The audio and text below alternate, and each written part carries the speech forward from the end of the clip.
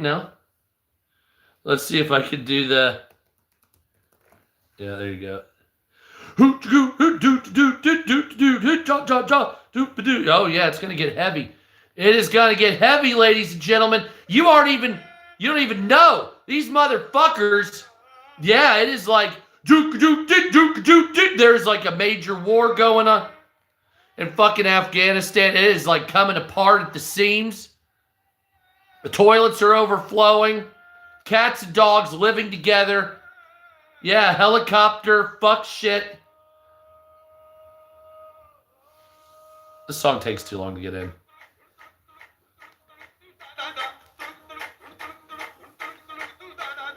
I can't play copywritten music here. That's the thing. I really wish I could play copywritten music here on YouTube.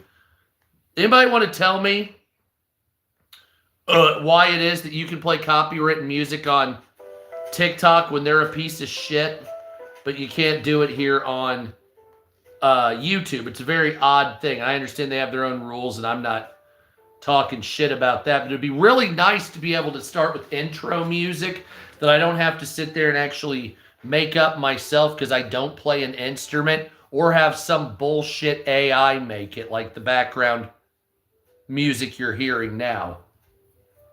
Whatever. Anyway, okay. So, ladies and gentlemen, boys and girls, children of all ages, we have a major war that started overnight, all of a sudden. Just all of a sudden.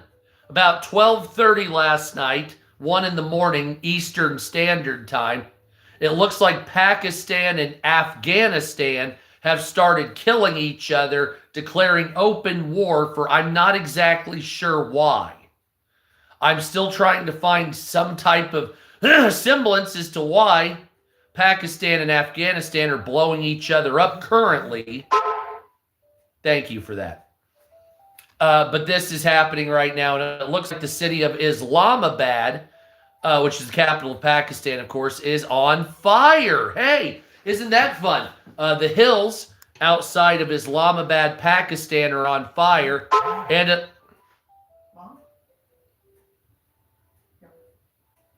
I'm just still. What's up, Brad? And so Pakistan and Afghanistan have been going back and forth, shelling and fighting each other. Why is there like a line across my face? What the fuck is that? Yeah, what the fuck is that? There's no glare either. It's just attached to it like somebody has a cum streak across it. I don't know what the fuck's going on with this shit. I mean, it's like, why is there a weird glare? Is it gone now? I think so. Ugh, anyway, what's up, my friend? How you doing? So that's what's good. So, sorry, let me restart with all that because the optics here were fucked up. What's up, Albania? Would you rather watch a tree grow or watch it? Oh! Why is it that black people are taller than white people? Because they... Oh, no. Anyway, that's quite funny. What's up, America? How you guys doing? Thank you. Thank you for being here. So let's restart this horse shit because the live stream went kind of floppy at the beginning there. I don't know what the hell was going on. I had looked like a white streak of light coming across my face when there was no white streak of light. So I don't know what the fuck that was. What's up, Mabel Cat? But we got to talk about Afghanistan and Pakistan. Am I like lagging when I'm talking? My mouth looks like it's lagging. Anyway, we need to talk about Afghanistan and Pakistan. Obviously, they're fighting each other. They're blowing each other up. There's been major escalations between Pakistan and Afghanistan. The city of Islamabad, Pakistan, which of course is the capital of Pakistan, is partially on fire due to heavy drone strikes from the Afghan fuckbags. And Kabul last night, the capital of Afghanistan, looked like a fucking nuclear weapon went off. It was probably just a 1,000-pound bomb hitting in a place where they stored all the weapons and munitions, but at the same time, it was quite big. So the Pakistani government has issued high security alert. What's up, Virginia? Get a job, Unc. The world's not over. I have a job, fuckface. I'm reading you the news. I'm not saying it's over. Quit being a drama queen. Anyway, security high alert in Islamabad, Pakistan, as Afghanistan forces have committed drone strikes into Afghanistan, starting fires north of the city and hitting ammunition depots. About 50 to 100 Pakistani soldiers have been killed. Approximately 400 to 500 Afghan soldiers, or whatever the fuck you want to call them, have been killed in the fighting. And it looks like this is ramping up as Pakistan declares open war. Yeah, Kabul always looked like fucking the under part of your shoe. But they declared open war. Thank you, my friend. Thank you for the $3.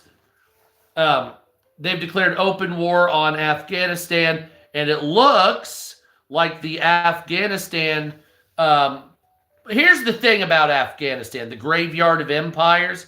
I want to say that Pakistan will fuck them up. And they will. Pakistan will fuck them up. The problem is with Afghanistan is that nobody can really govern it properly because it's made up of mountainous territories with great deals of warlords that go into the desert or mountain regions and hide out until the coast is clear or until they find an inch to get their mujahideen, in this case the Taliban, into a position where they can take out the opposing forces. Jalalabad, even during war with America, they were really patriotic and protected the border. Yeah, I'm telling you, man, Afghanistan's they don't fuck around. It's a weird group, man. Like Pakistan is one of those countries that's a manufactured country due to terrorism, in my opinion, back in the Indian partition and all that shit. Afghanistan is the graveyard of empires. It's never really been solidified, not for a very long time. Even when it was, there were warlord groups that would fight with each other, deserts type and mountain type folks that refused to adhere to any government system, which is fine. But the thing is with Afghanistan is you have a lot of hard-nosed, hard-living people that are not trained militarily, but trained as shit happens. Now, if they're Afghan soldiers, what we trained, and those fuckers are going against Pakistan, that's a little bit different, but they're not cowards, don't get me wrong. But they have some abilities. Now, the drone strikes you're seeing in Islamabad right now come from a lot of, they get their shit from Iran, they get it from Russia, the drones that is. And they also are using the remains of American weapons that were left over by Joe Biden. Oh, the utility bills. Oh, we got to get into that. Damn, nice ass. But no, turn around. God damn. I mean, that was like bounce. That is tasty. There you go. And the weed's good too. So electricity bills. That was a really beautiful part of the world before they started blowing it up. Exactly. So I'll circle back to that shit coming up here. But I do want to talk about utility bills now that you brought that up, because I'm going to give you a rundown of the last 4 months of my utility bills to show you how bad it went. So 4 months ago, our utility bills were approximately $288. Then it went up to $543. Then it went to $608. Now it's at $588. So my utility bill went double, seemingly overnight, and the amount of electricity that we use went up because of wintertime. But they're basically saying, yeah, and water too. And they're basically saying that delivering the service, delivering the electricity, costs double all of a sudden, even though the utility lines are already there and we don't have to build infrastructure. So basically, that was a bend you over and fuck you financially fee by the utility companies. But none of you are protesting it. I went over on TikTok, made a video about it. It got 500,000 views. What happened? They banned my account. So that's basically what's going on with it. Oh, BM-21 rockets used by Afghan forces are being fired at Pakistan. But I am very upset about the utility bill situation. The utility bill is not just for you and me, but for business as well, are through the fucking roof. Most people should, I would say, I would say, sue the utility companies or at least protest them. But in most of your cities or states, the utility companies are the only game in town. So if you say, well, I'm going to fucking sue the utility company, there is only one utility company, and you can't switch from one to the other. They have you by the balls. You see how that works? So utility companies have always been a cartel, if you want to call it that. Indiana have a website where you can shop. No. Well, where I live, we have one choice. So the main city in Indianapolis, you choose AES power or you don't have power. There is no second option. That's just all it is. I'm from India no place. If you go out into the hinterlands, you have Duke Energy, and I think there's one more up in, what is it? REMC. That's what we have in And and that's all you have in Indiana. That's it. There may be something down south with the nuclear power plants down there, but other than that, it's quite sickening how they do. And they know they have a super monopoly on you. And so what they do is they treat you like shit. They increase company for gas, water, and electric. It's built in a overlap. Holy shit. So the utility companies are absolutely terrible. But one thing we can all agree on with the utility companies is they're fisting us financially. So they're fisting. What's up, Carmel? Yeah, we have no choice. Exactly, Mabel Cat. So that we're being fisted financially. Now, AES, our power company here in Indiana, or in this city, decided to double prices because they say that delivering the fee or delivering the service is now double all of a sudden, even though it's not. What they did was they also reduced the amount of people that work for them, and they reduced maintenance. So they actually were saving and making money hand over fist, but then charging you more to fuck you on purpose. So that's what the utility companies do here in the United States. And because they're a cartel, you can't sue them. And even if you could sue them, the government would go against you in every capacity because our government sucks my ding-a-ling. My ding-a-ling. The government can play with my ding-a-ling. So. You're too old. What? The government likes them young. Oh, yeah, I forgot. I'm too old. The government likes children. Anyway, I love you. So, I just want prices to come down. And this goes into another situation that we're dealing with here with the United States. You can blame Donald Trump. You can blame Biden for starting it, whatever. I don't care. I don't really give a shit. But we do have new numbers for inflation.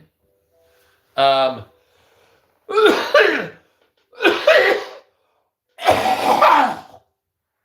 I coughed so hard it cracked my back. Really? Yeah, my upper back needed it too. Oh, that was much better.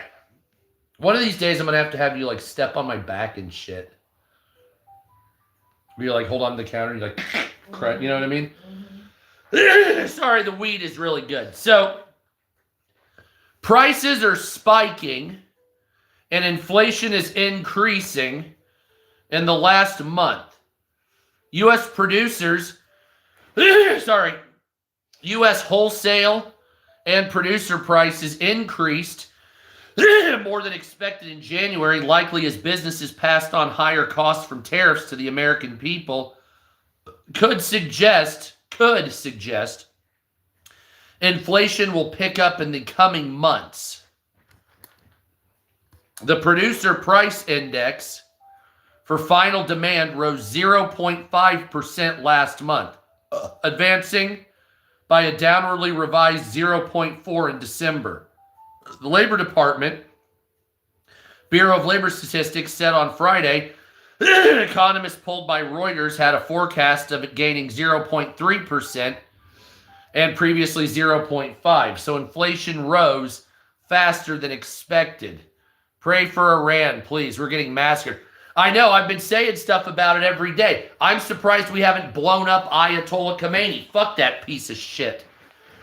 I hope Ayatollah Khomeini loses limbs. Several of them. Anyway, yeah, fuck the Ayatollah Khomeini. Fuck the Iranian government. Give the government back to the Iranian people and let them elect somebody. I don't know about installing the Shah. No, the thing is about it. Here's the weird thing about tariffs. I'll finish this here in a second. The weird thing about tariffs is that you have, and this is, so listen to this. You have Trump putting tariffs on foreign countries. Fair enough. Those foreign countries do the same to us. So it's a reciprocal. However, the companies that have been overcharging you anyway make you pay the difference instead of them absorbing the cost because they're greedy fuckfaces. I'm talking the big companies, not the small ones. But then when the tariffs are removed, they want to charge the government money. So let me put this into perspective. Federal Express, FedEx, increased the cost on the consumers, you and me, because of tariffs, okay? So tariffs are implemented. Federal Express says the American people are going to pay more, okay? So what's up, Marine? So after Trump puts tariffs on, Federal Express increases the costs for the American people. Great. So now the tariffs are removed. So Federal Express sues the government for the difference, even though they've already charged you. So they're double dipping. The government should not pay back, period, because that's double dipping. So they price gouged you, claiming tariffs. So what these companies did was they said, so you have to understand, Trump might have had a folly with the tariffs. Sorry, the weed is too good. Trump might have had a folly with the tariffs, but the major corporations used the tariffs as a means to double dip on you and price gouge and charge you by taking it from the taxpayer money, right? Now, you weren't assured anything. What was supposed to happen is foreign nations were supposed to do it, but companies don't like that. You could do tariffs where a foreign nation would pay it, but you have to implement what's called, I think it's, let me think, what's that called? It's a levy. It's not a tariff. You have to have a levy against it, and we're getting back into mercantile. It is good weed, man, I'm telling you. So a tariff is basically saying your shit is coming from your country to us, and you're passing through a paywall on the way in when you start coming into the country. Now, the paywall can either go to the company charging the people money in order to pay the difference overseas, which a lot of them do, or it could be forcing the company to pay the difference. The problem is with tariffs is it's up to the company to increase their prices on you or not. And of course, they're all going to do it because they're a bunch of greedy pieces of shit. So what's up, Jesse? So if Trump implements tariffs and says we're charging a 50% tariff, and you're kind of just up to it's like, well, hopefully the company won't charge you too much. Now, the company doesn't have to charge you too much. They can just have a lower amount of profit, frankly speaking. And these are multinational, multi-billions. But they don't. They put it onto you every time. So what you could do is you could levy a nation saying that anything leaving your country headed to us has to pay a paywall to the government instead of the companies paying you and then taking it out of the consumer's asshole. You see what I'm saying? So Trump has tariffs, but he doesn't even have to technically use tariffs. Although you would need an act of Congress to pass the ones that actually do it properly. And of course, Democrats hate everybody. Thank you, my friend. And since Democrats hate every single person that ever lived whatsoever as far as fiscal conservative. What's up, Nana?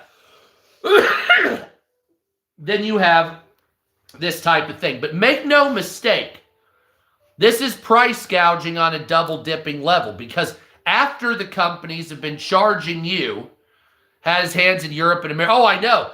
There's sleeper cells from Iran here in America now. So this is what happens. So Federal Express, and this is what I'm getting into, increased the cost of every consumer by 10%. So they're raking in the money. So they're making the money now. So then the tariffs are removed, and now Federal Express says, I want a refund. So they've made, let's say, an extra $2 billion, which just makes their balance sheets level. The tariffs didn't affect them at all. All that did was made you pay more. But then what they said was, we're going to sue the government to get more money that we feel is owed to us. So you rose prices on the consumer, got money from that to pay for the tariffs. Then you want the taxpayers to pay you for the tariffs. So thank you, my friend. Thank you, Nana. So you have the ability to, in essence, tax every consumer that's your customer. And then after you're done taxing them with tariffs, then you sue the government for taxpayer money to go to Federal Express. So in essence, any company that did that and then wants a refund are the worst financial Hitlers that ever lived, basically speaking. I don't know what else to tell you. So when the other nations pay for tariffs, so I don't know, ask the other nations. Do I look like fucking I'm in the government to you? I'm sitting here smoking weed and reading the news. So if you think I have some kind of power to make those decisions, Canada's cutting me a check or something. No. The objective here, and listen to this. This is the most fucked up part. No, you're good. The most fucked up part about this is that Donald Trump, how many months ago did Donald Trump say that he was going to be giving a tariff dividend check? You guys remember that, right? Oh, man, mercy, my dick is big. What's up, America? We're going to get a dividend check, a tariff dividend check. I think the guy, so he wants to know why Trump is putting tariffs on China, but the American companies are paying those tariffs instead of China paying those tariffs. Well, that's because, That's what he's saying. Okay, so hold on. He has a We put tariffs on China. Yeah, because we put all of these tariffs on these countries. Yes, so that they have to fucking pay tariffs. They have to pay us, yes. Right. So why is FedEx raising prices here for the tariffs charged to the other countries? Because their speculation believes that because there's going to be tariffs, there's going to be less product and less business coming over here. And if that even shows true by 0.5%, they raise prices to the speculation But then why level. would FedEx get a refund for tariffs if it's the foreign countries paying tariffs? Well, that's why I'm talking. I don't know. That's what I'm saying. I don't know why the That's fuck. what this guy's saying. Oh, yeah. Yeah, I have no idea. He must live in Canada and have a small business because he's saying. Oh, okay, you're in Canada. He's paying the tariffs instead of the foreign nations. Yes, okay. It's going to give him a refund check. Okay, so here's the thing about that. That's what he's Technically speaking, the business in Canada is supposed to be getting a rebate for that. So theoretically speaking, and it's the same thing because I already know what's going to happen. Theoretically speaking, yes, if you have a small business or a business in Canada and it costs you 12% more to make your shit and send it to America, after those tariffs are rescinded, right? You're supposed to get that. You are supposed to get that money back. You are. You, the guy in Canada. Canada owes you money. Okay, but what really is going to happen is if we, for instance, paid money to Canada, let's just say for a refund of that, the businesses wouldn't get the money. The Canadian government would get the money. And you would have to be beholden to them repaying you, and you know it'll never happen. Likewise, China and every other nation will do the same thing. Now, the reason this doesn't work... What's up, Texas? The reason this doesn't work with tariffs is because the manufacturers and the American companies did not leave those nations. You see, the problem herein lies in the timing of how it was done. What's up, Gino? Oh, fuck yeah. So if you, excuse me, sorry, weed. God damn, that's strong. How much did I put in there? I don't know. I wasn't here when you did it. Okay. There's a lot of concentrate in this. So if you say, I'm going to put a tariff on China, the theoretical... Cherry fell on the floor. Cherry fell on the floor. Cherry fell on the floor. Holy fucking shit, Cherry fell on the floor. Why do we put so many fucking spots in there? Is there any way we can do this more efficiently? This is terrible. What's up, America? Okay, so let me just read you that example. Sorry, the cherry off my joint just fell on the floor. I had to pick it up with a bare hand and run it to the ashtray real quick. Now that we got that out of the way. So typically, tariffs were meant for other countries where your products were not made there. What's up, meat? What's up, Nick? See what I'm saying? So if you, for instance, said, well, I'm going to put a 10% tariff on Japan. The notion of a tariff existing on Japan means that you are not beholden to their product coming from Japan. You see what I'm saying? Because if you say, well, all my pharmaceuticals are made in Korea, for instance, and then you tariff Korea 10%, your pharmaceutical prices are going to go up because you have outsourced your fucking manufacturing to somebody else. See how that works? So tariffs are there to block other countries from basically, it should have been from flooding products into your nation. So let's say you make an American car and it costs $10,000. But then China makes a car that costs $2,000. It lasts 2/3 of the time, right? But you can buy 2 of them for $4,000. It costs less. So they take their Chinese bullshit, flood your market. You have to devalue your cars or you go out of business, which if you do, you go out of business anyway, because they have the capacity and the manpower and you don't. But that's in a form of competition. Tariffs are supposed to be to block out those things and so you say you're making a cheaper car. It costs approximately 2/3 less than our cars. So we have to raise the tariffs so that the price of your vehicle will be similar to the price of ours so it doesn't fuck up our manufacturing. See how that works? Otherwise, no matter what it is, if I have fucking 4 fucking skateboards on a motor and someone says, here, buy this for $1,000 instead of fucking $10,000, you're going to buy the piece of shit because you don't have the money for the big item right away. So it undercuts your competition here in the United States and it devalues your entire nation. That's the premise behind tariffs. Or it also is, hey, we're in a conflict, or I just simply don't like you. I don't want you operating your products here. Get the fuck out. 80% tariff. Those are what it's used for. Tariffs are not a good idea when you're manufacturing, when you rely, what's up, B-Vance? When you rely on their country to supply your necessity. You see what I'm saying? That's the issue here. So, for instance, Apple iPhones. What, 95% of them are made in China? So you tariff China, and that increases the cost of the iPhone for you because it's only made in China. So to get it from its manufacturing hub to your country, you have to pay a tax.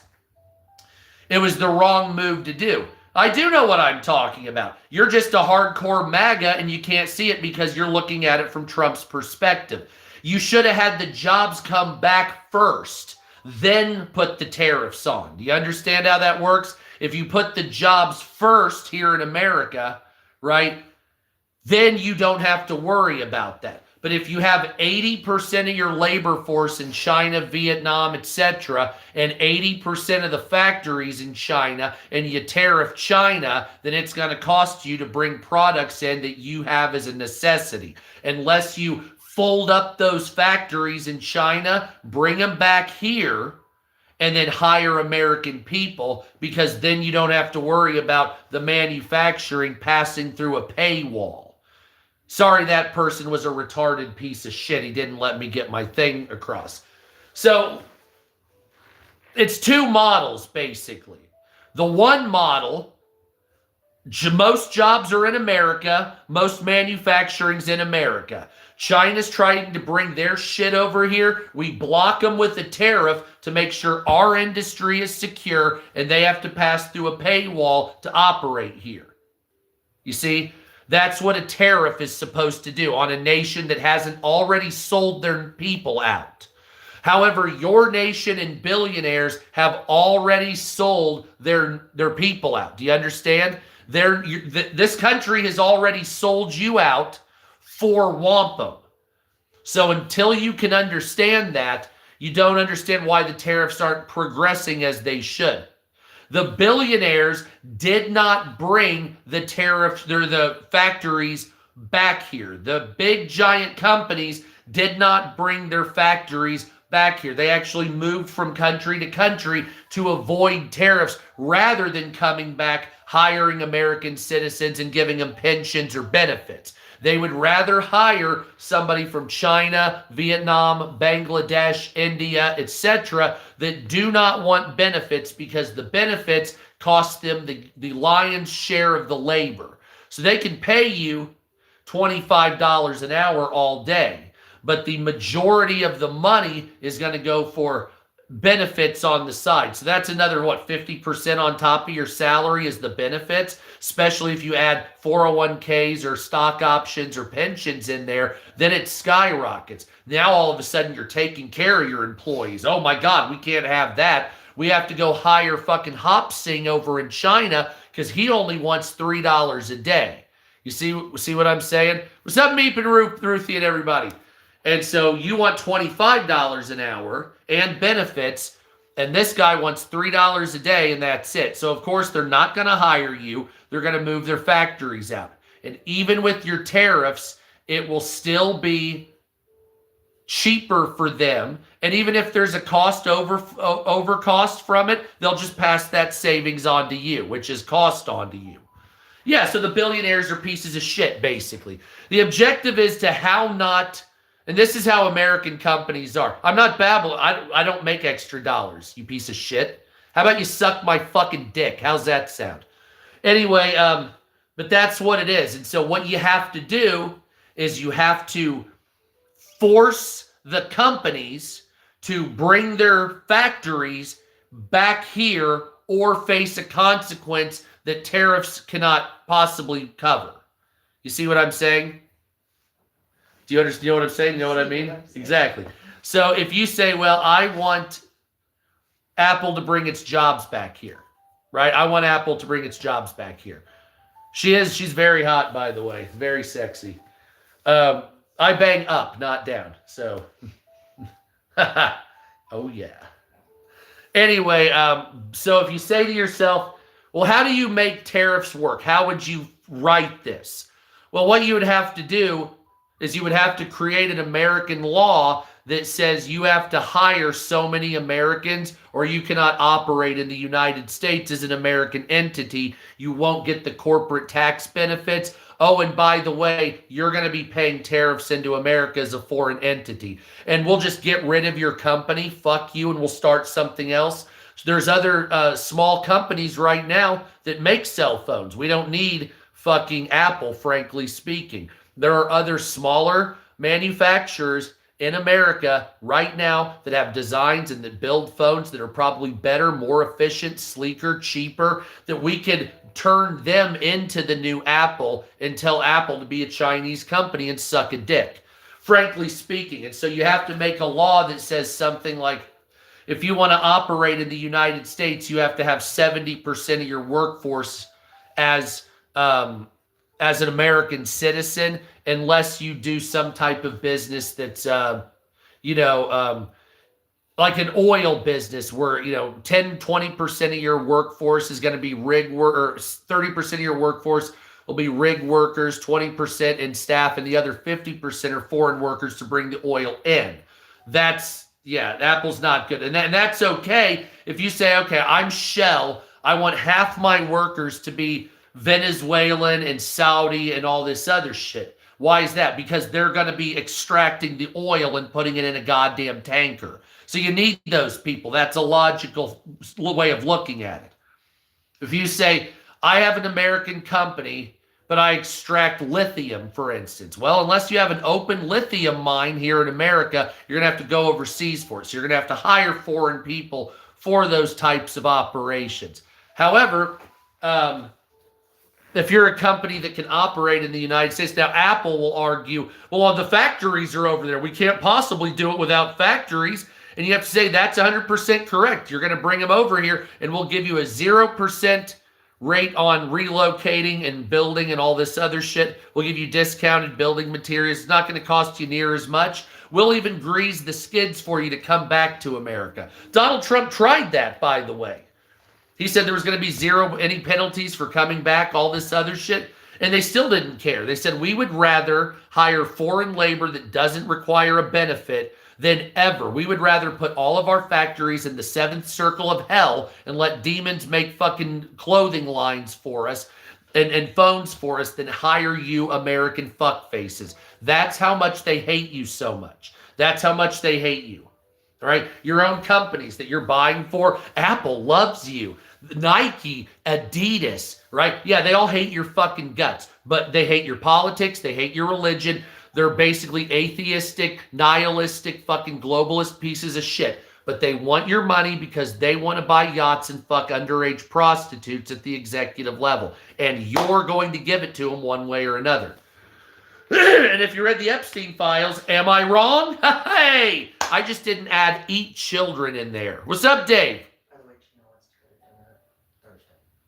Okay, what are you talking to? Oh, I'm sorry, I wasn't reading. All right, that's fine. Hell yeah. Gino, I gotta tell you, man. All right, I gotta tell you, man. That's good shit, man. We don't go to Texas Roadhouse unless you come in. You're really bringing the case for me moving to Texas. I gotta tell you, like Big Bend, that whole thing. I was looking into. I was like, God damn. No, I just saw because I've had videos come up like Big Bend and shit. Problem is with Texas is Houston. Seems to be. Thank you, my friend. So Houston, Texas seems to be the problem of Texas. Is that accurate? I would say Dallas as well. Dallas seems to be I would say probably Houston is Austin. Oh, yeah, God. Isn't that where fucking all the purple hairs come out against Alex Jones? Dude, I got to tell you, I loved Sizzler. Just to get into that real quick, there was Sizzler in California. What, like, when were we there? 5 years ago? In 2019, I don't know if it exists. Sizzler was still in Los Angeles, and they still had Sizzler in Australia. When I lived in Brisbane, I went to Sizzler once a month down there. Holy shit, that cheese bread. Oh my fucking God. You might as well have slapped me with a set of my wife's breasts. That was, it was fucking just, oh man. You know what I'm saying? Let me look that up. I want to see if Sizzler is still around in Brisbane. It is permanently closed. Sizzler is reopening its doors in Brisbane with pop-ups serving iconic dishes. That's right, cultural Australian icon.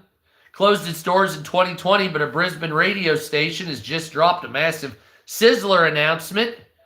An iconic restaurant. Oh, that is great. Including the cheese bread. Yep, cheese toast. There it is. Suck my dick. That's what we got to get to Australia. For Sizzler? I would go to Australia for Sizzler. If I had the money, I would dead up. Like, if I got famous on YouTube and I made like 20 grand a month or whatever, I would pay for a flight and make a video just going down there to try the bread. No, Australian meat's amazing. You can't imagine. You ever had a meat pie?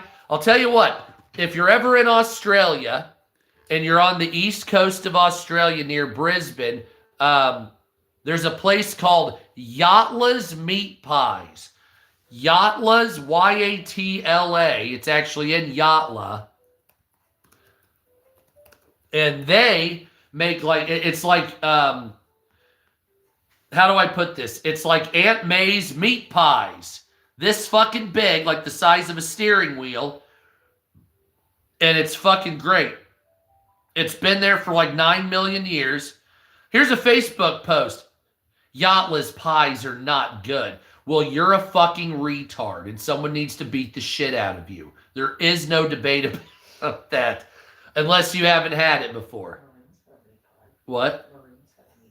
You've had a meat pie? That's fucking right. And if you go to the fucking grocer, it's right, mate, you got to get Sergeant's meat pies. They're the fucking cheapest drunk shit that you... Oh, yes. Yes, indeed. That is fucked up. So Yatla's meat... I'll get back into the news in just a second. Sorry, but I have to reminisce here in front of 50 people. It's like a Jeanette McCurdy fucking concert, or speaking or whatever. So Yatla's famous meat pies. I have to download the menu. God damn it, Australia. Telstra sucks. So yeah, it's a huge meat pie. You got plain steak, steak and mushroom, steak and kidney pie, steak and bacon pie, steak, bacon, and cheese. That's where I'm at right there. Chicken veggie, steak, tomato, onion, vegetable pie, curry steak pie, curry chicken. That's my wife. She hates anything Indian food, and she hates onions. Lamb coconut curry, pepper steak, a tradie, a chunky steak, barbecue pork pie. It's pretty fucking hardcore. I won't... Oh, a Lamington. I had one of those, with or without jam. You got to have the jam. What the fuck's wrong with you? Sorry about that. I'm just talking. Yeah. What's up, Katie Woods? How you doing? Steak and kidney. Mine was just the old sausages. Oh, man, I'm telling you, that takes you back. If I had fucking 10 grand, because to go to Australia, it wouldn't be like something cheap. It would be like fucking 10 grand for the family. It'd be like a life-changing financial experience. Anyway, sorry about that, to go into a reminisce of Australia for 30 seconds. Where the fuck did I leave off? A 0.8% jump. Where the fuck is it? In services accounted for a rise in inflation that reflected a 2.5% increase in trade service cost, which measure changes in margins received by wholesalers and retailers. There was a 14.4% surge in margins for professional or commercial equipment, suggesting businesses were passing on tariffs. Let me just put that to you one more time. There was a 14.4% increase in commercial equipment in a month. So do you understand the words that are coming out of my mouth? There was a 14.5% increase on heavy equipment and shit you use for building and stuff to make things. Thank you, Romance. So anything out there that you would use to build homes, vehicles, anything that's considered a heavy equipment, a light equipment, a commercial equipment, that would be tractors, trucks, any types of bulldozers, graders, front end loaders, the things that fucking smooth the roads out, anything Katamatsu, any of that shit, the front end loaders and heavy fucking excavators that come from China and Japan, any of that shit. All of those prices went up 15%. With John Deere going down to Mexico, you're looking at 15% increase nearly in a month on tractors, any type of lawnmower, any type of small vehicle, any type of, what do they call those? Those little Bobcat fucking things, right? Yeah, all that went up 15%. So in a month, that's the thing. Cost went up. Cost went up. That's the thing. Yeah. No, there's a decrease in construction by approximately 2.5%. And there's an increase of 14.4% on cost coming over. I'm also assuming that includes tires as well, right? For combines and all this type of shit. Which, if that's the case, that's an absolute sickening feeling. Prices were also increased for apparel, footwear, accessory retailing, as well as chemicals and allied products wholesaling, bundled wired telecommunication services, health, beauty, optical goods like glasses and contacts, or also equipment for surgeries, retailing, food, and alcohol retailing. What's up, America? So that means liquor is up, food is up, any type of eyewear, any products for your eyes, makeup or beauty products for your face, hair, and body are up. Telecommunication services and the equipment for those telecommunication services are up 14.5%. Product wholesaling is up that much. Chemicals are up nearly that. Apparel, the clothing you wear, is up 14 to 15%, plus footwear and accessories like wallets, belts, keychains, any type of horse shit you would buy to bling your fucking asshole out and look like a fucking douchebag. So the overall 12-month PPI or inflation is 2.9%, but it rose sharply 3% in December alone. The moderation in the year-on-year product inflation rate reflected last year's high readings dropping out of its calculations. The report was delayed by the brief shutdown of the federal government earlier this month. Producer good prices fell by 0.3%, with the cost of energy declining 2.7%. But that's not figuring in for the price of energy for the winter time. You see how that works, honey? Do you have some weed stuff so you can hand me? That bowl over there? Well, I have to get up and go. Yes.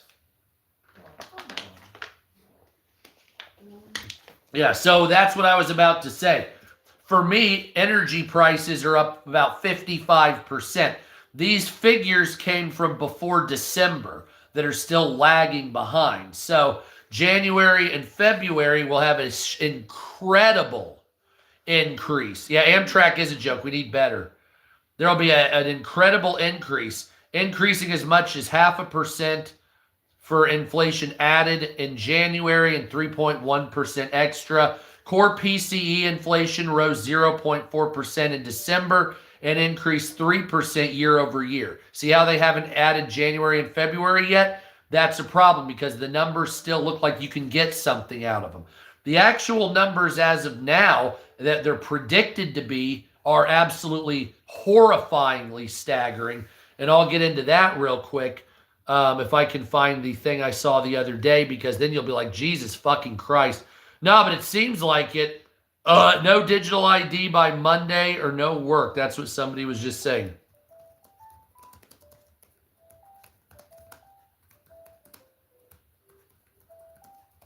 Hold on.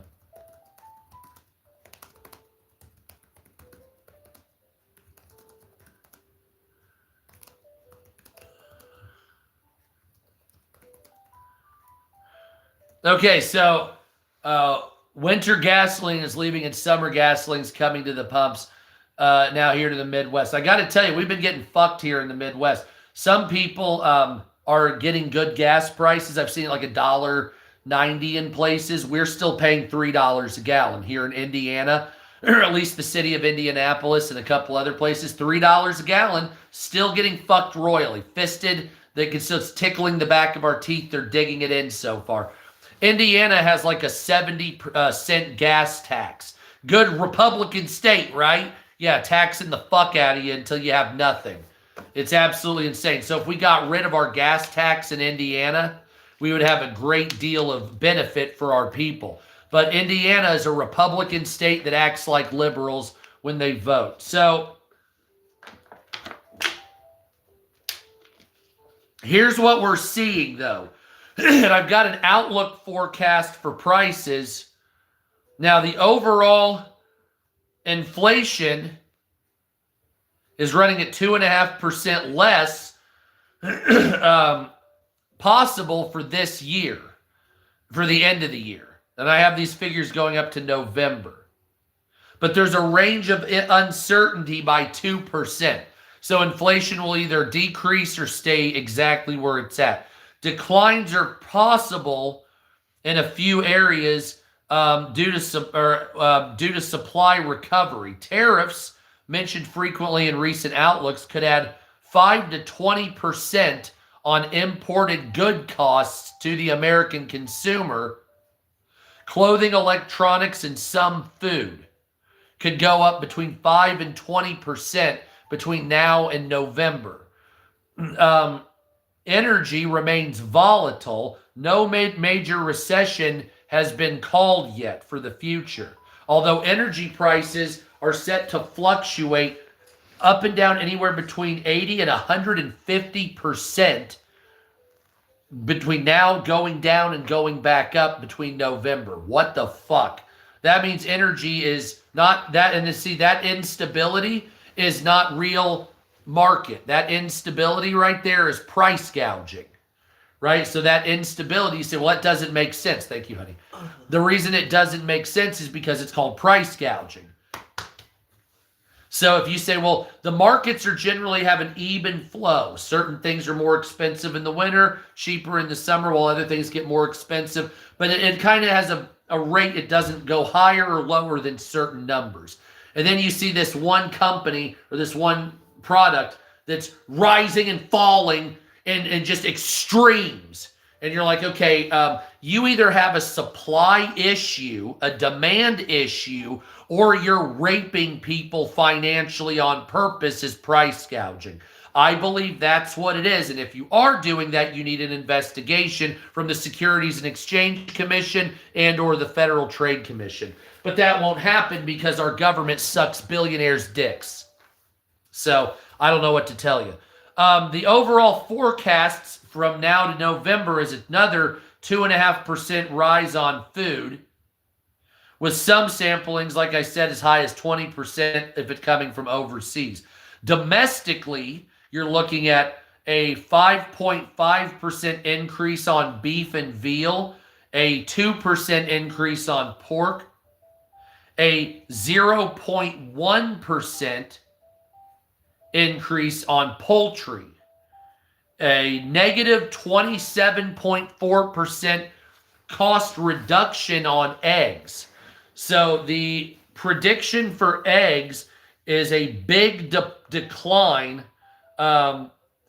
ranging from 7% to 42%, depending on the conservative versus liberal financial model. So the mid model is 27.4% decline in the cost of eggs. Now, if we had that, that would be nice. Eggs are good for you in many cases. I like eggs anyway. If you don't like eggs, sorry. Fresh fruit will be up 0.2% on average.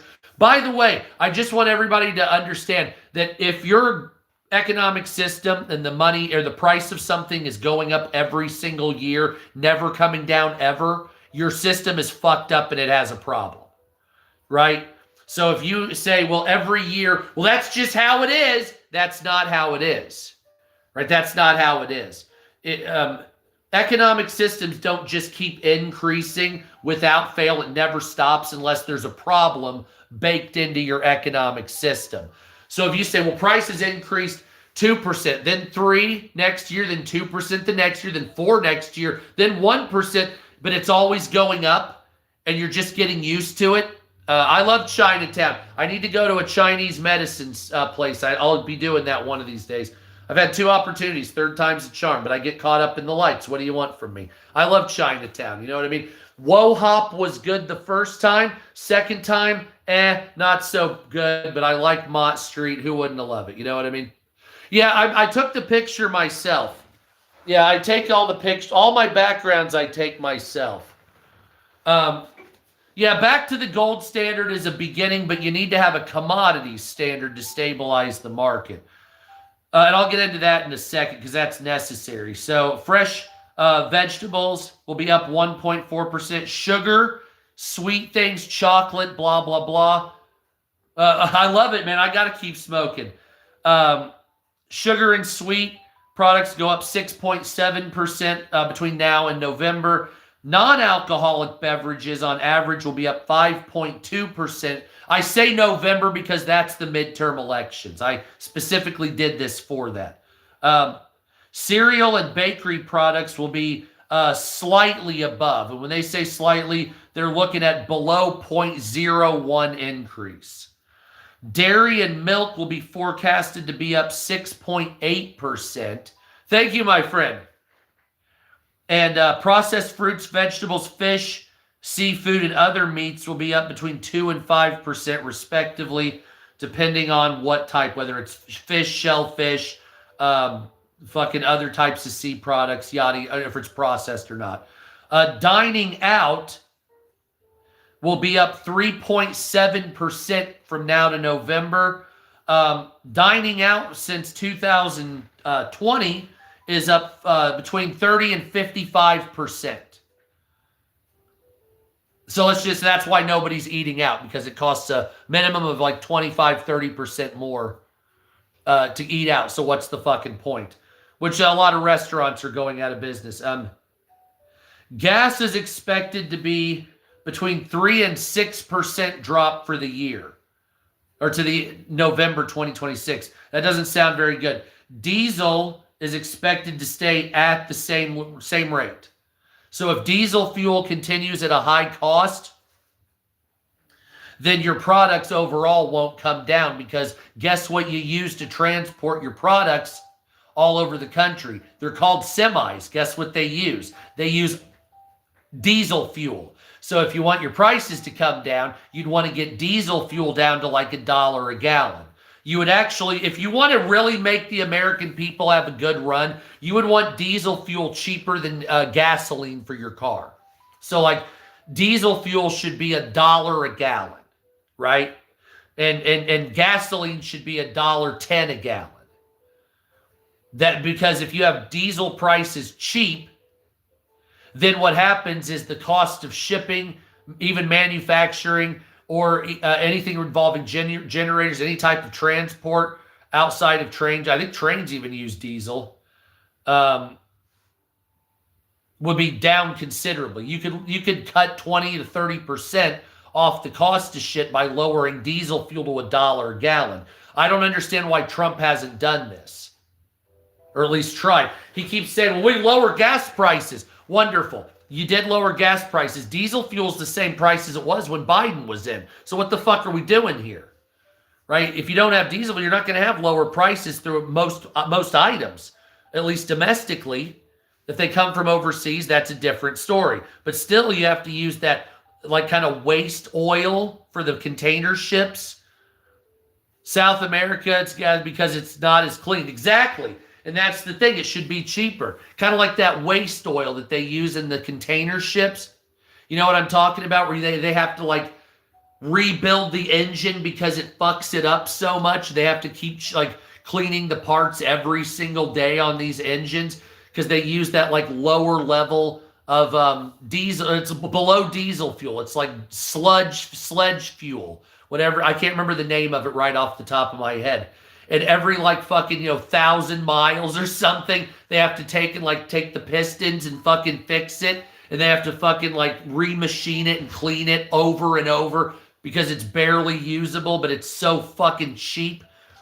And so that's cheap like that because of the it's not clean. But the costs are so high, and this is another thing when it comes to things like renewable energies, like windmills, and EV cars and stuff like that.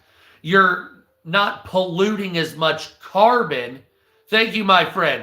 You're not polluting as much carbon, but you're making like chemical waste, and you're burying these fucking things that don't biodegrade. So there's no free lunch with the environment. This is the thing that a lot of let me see your lighter real quick, my love. This is the thing that a lot of government people have lied to you about. They say, well, we'll use renewable energies. It'll clean the earth and blah, blah, blah. There's no free lunch here when it comes to pollution. Any method of gaining power pollutes in some way, and equally but different, right? So if you have windmills, you're not producing CO2 smoke, but what you're doing is producing something you have to bury in the ground that doesn't biodegrade, taking up a great deal of space that can't be used for anything other than waste area. So that effectively physically fucks up an entire part of the world, a small section of it. And so if you do that over and over, or it's kind of like China with the electric vehicles, and then what do you see? Just acres of just dead electric vehicles. You can't take the batteries and bury them or disassemble them. They're toxic. They don't biodegrade. They have chemicals with them. So if you have them in a, here in America, you put them in a Superfund site. That's not good. So it's just, people should look at energy here in America as not whether it pollutes or not, but what pick your poison. What kind of pollution do you want? Do you want chemical and ground pollution? Do you want water pollution? Do you want air pollution? Do you want geothermal and fucking under the earth pollution? Do you want ocean pollution? Every single energy source has a pollutive property. Even solar, because then you're damaging the land by, there's certain places in the world that have miles and miles of just solar panels. Well, it fucked up that. So all the plant life is going to die under it. And of course, all the fauna the flora and the fauna will all die. Yeah, we need more trees, plants, and we need more bees and butterflies and pollinators. It would be better, frankly speaking, it would be better to scrub the sulfur dioxide out of fossil fuel power plants and plant several trillion trees. Be Johnny fucking Appleseed with pine trees and shit. All the way from central Canada down to fucking Panama. I'm talking, making, forests, recreating a rainforest, the great rainforest of Brazil throughout, middle America, basically. There you go. Put solar panels. You see that? Now that right there, that is some Pakistani ingenuity right there. You know what I'm saying? The pedals don't work. Let's use a solar panel and an engine. Oh my God. That is great. So, you just have to decide. So when these people were selling you renewable energies, they sold it to you as a clean alternative to fossil fuels, but nothing can be further from the truth. Well, and the metrics they look at them are very poignant. They'll say like, well, we reduced CO2 out of the atmosphere. And that's all they talk about. And it's like, well, how much land and water pollution did you do? Oh, lots. Well, how is that any better? Well, there's less carbon in the atmosphere. And like I've said many times, I don't know if that's a good thing or not. You keep talking about getting carbon out of the atmosphere as if it's a positive. Nobody said it's a positive yet. I understand getting sulfur dioxide out of the fucking air. Sulfur dioxide makes acid rain. No fucking shit. But you need carbon to make rain. And you need carbon to insulate the planet. And you need carbon for the fucking trees to breathe, if I recall. And I'm going to bet dollars to donuts that pesticides and lack of carbon are killing a great deal of plants and fucking animals in the world. And I think we've gone too far, much like humanity does, like we did with the vaccine. Went way too far with it. And then we're like, oh, whoops. And now it's like, well, how much of the atmosphere is carbon, for instance? CO2. Isn't it like 0.04%?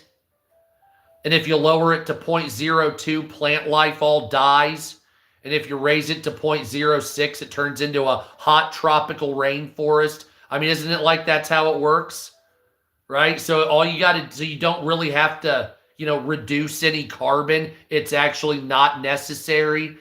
All you have to do is just plant fucking trees and filter the sulfur dioxide out of the fucking pollution, the power plants.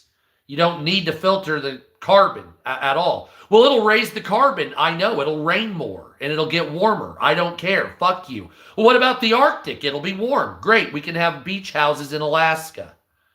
Well, the polar bears, believe it or not, they adapt. Did you know that? Not everything just dies when the climate changes. There's already polar bear. Now, the penguins down in Antarctica, they're having a problem. We probably need to do something about that. But that's more of, that doesn't have much to do with the same type of climate change. That has to do with like, man, Antarctica is a fucked up place, isn't it? I don't know what the fuck's going on down there, but goddamn. There's an odd salinity issue going on in the Indian Ocean right now that has a potential to fuck up the Gulf Stream. So that's more what that's all about. And I don't exactly know what that is. Oh, by the way, here's a fun fact. Just learned this today. The Earth's rotation has changed by 4 degrees in the last 15 years or so. Hey, go chew on that. So let's say here's the Earth. And this is the direct sun. And this, right? The sun reflects on, and you tilt. You have a little bit of a tilt. It's just saying the news. Well, that tilt has changed. So now when the sun sits here, it's now sitting here, right? And so it's slowly drifting. You guys have seen the movement of the North Pole, right? How since the 1880s, when they started checking it, the North Pole has been slightly moving towards Russia, more and more accelerating as it's going. That's actually happening.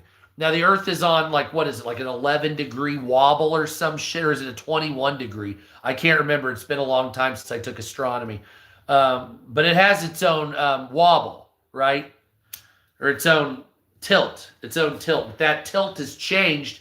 So the Earth is already at a tilt, but it's tilted even more, and they didn't know why. And they just found it out. 4 degrees. So maybe us as a human species, maybe we're retarded. Like me when I'm standing because of my shit knee. Maybe us as humans, maybe we're retarded and we were like, oh, the climate's changing. We have to do something. And it was just doing it the whole time. Or maybe our government and people in charge knew it was doing that the whole time and just sold you some bullshit for wampum. Sold you some bullshit for wampum. Wouldn't have been the first time. Hey, the USS Maine, right? Hey, Cuban or the Spanish did it. Ooh. Yeah. By the time they figured it out, that the USS Maine blew up by accident, fucking the Cuban Missile Crisis had been over for 20 fucking years. That's how bad it was.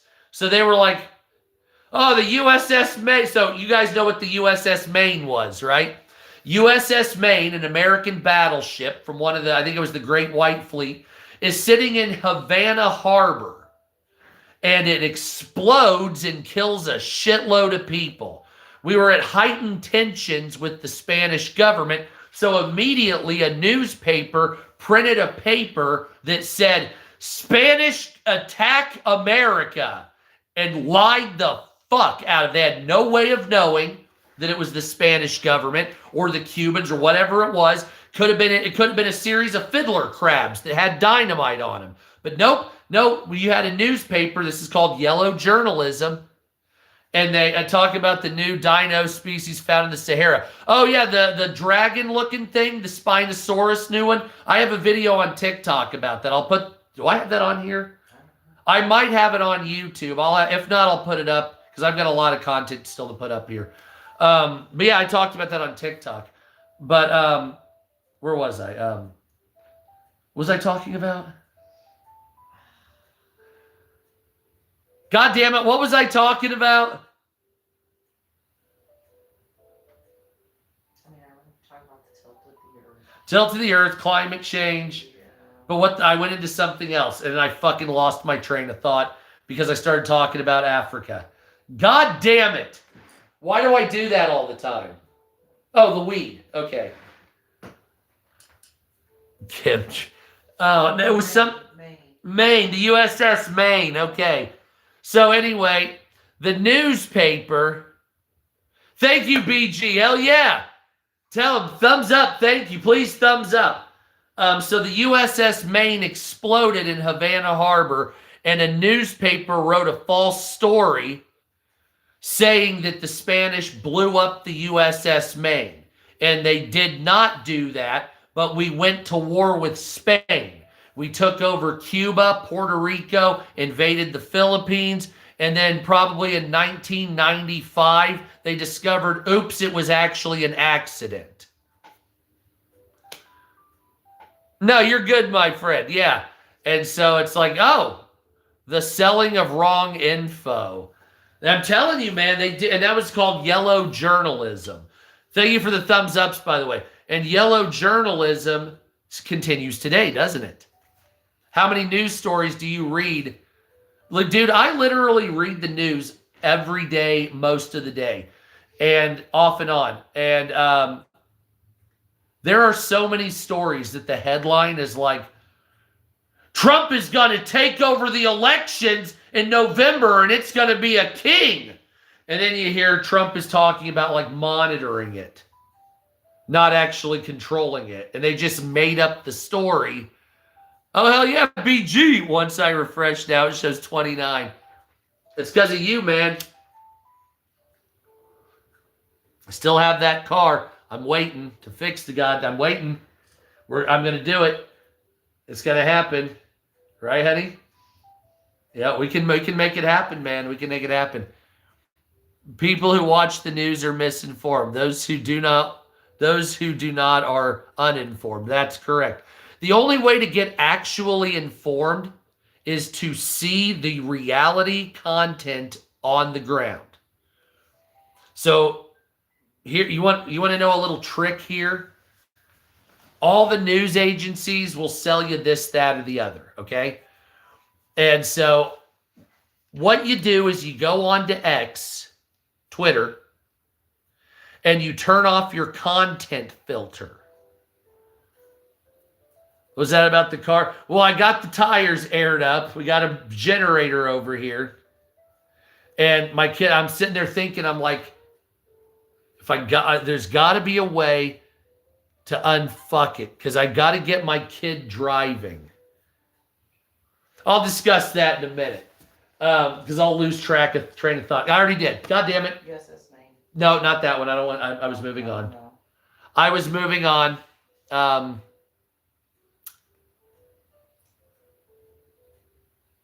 You were talking about you read the news every day, and the only way to see. Oh, so what you do? Here's what. Jesus Christ.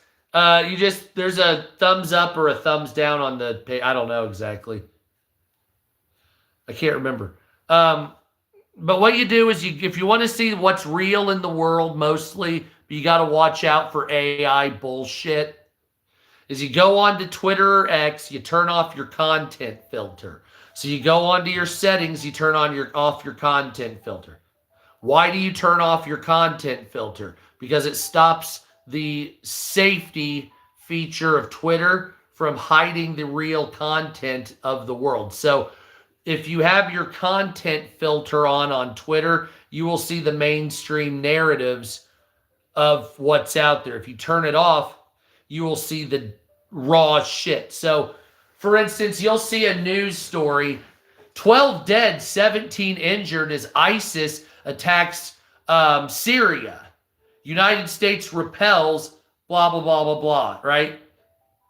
But there's no mention because they just say dead. So you would think it's like military fighters, right? But then you go on Twitter and you look up, you see on Twitter or on the actual mainstream news. Hell yeah, Nana.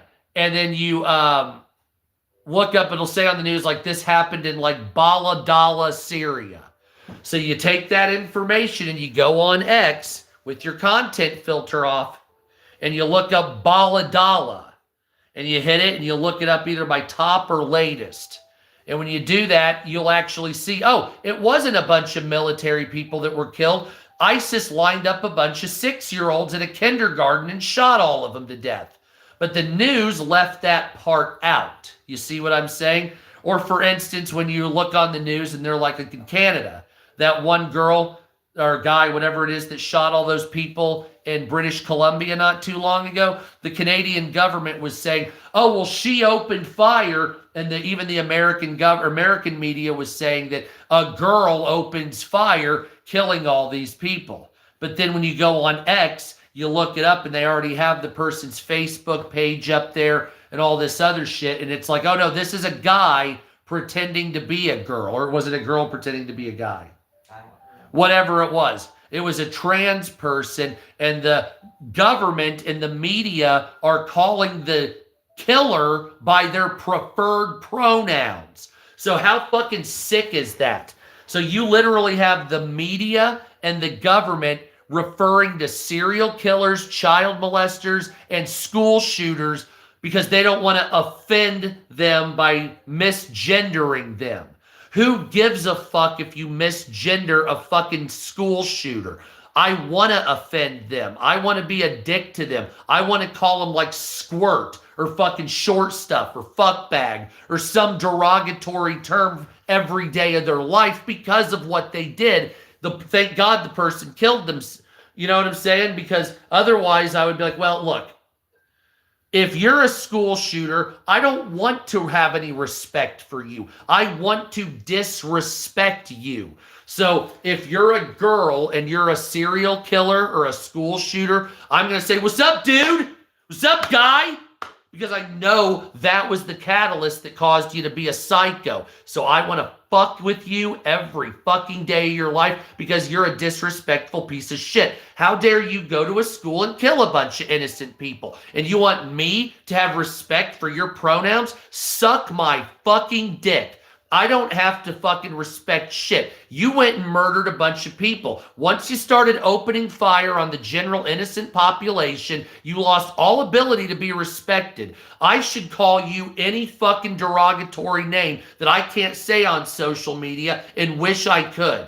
Because I would go through a list right now of things I'm going to call you other than respecting you in any way. If you're sir, you're ma'am. If you're dude, you're girl. We'll play shirts and skins on purpose because you have tits. How's that sound? We'll do some shit like that. Yeah, it'll be because that's part of the psychological warfare against a criminal like that. You go kill a bunch of people in a school, you deserve to be punished psychologically and physically. Thank you, Nana. You see what I'm saying? So, what do we got in America? Oh, you get to sit in a box. Commissary. You might get beat up, but that's about it. You get to live your days. You'll have a heart attack at 66 on D block. You have a color television, cable. You get phones. You can sneak them in, buy cigarettes, make fucking toilet wine, the whole 9 yards. Maybe even get out on parole if it's something like Canada or fucking England or France. But if you're like a school shooter if you're like a trans school shooter, I don't have to respect you and your pronouns. Shove that shit up your fucking dick hole or pussy hole. I'm not sure which it is at this point because you're a school shooter, so it doesn't matter. Whatever it is, it's the opposite of what you want me to do. You see? See, that's the whole thing. Whatever you want me to do is the opposite of what I'm going to do. So if you say, I demand you call me this, well, I'm calling you the exact opposite for the remainder of your life. And because you told me that, I'm going to make a point to do it every time you come around my fucking way. Okay? That's how it is. Why? Because I'm going to spend a good, considerable part of my energy and intellectual prowess on destroying your life. Just like fucking, what's his face said, Jordan Peterson.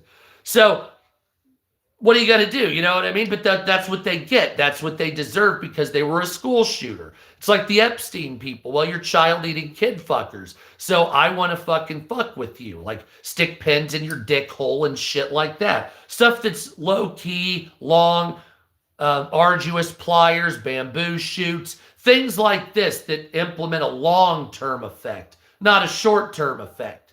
Because short-term effect is too good when you read the Epstein files and find that they held kids in cages for years and regularly raped them between meals, like dogs.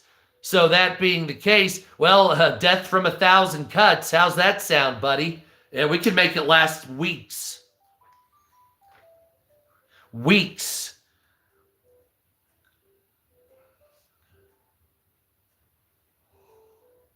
Sup, America? So you are what? No, it's not drugs. This is weed. No, this is all I do. I don't drink or any other thing. All I do is weed. That is it. And I'm going to do some more here. If you don't like it, suck my asshole. Why? Because God created.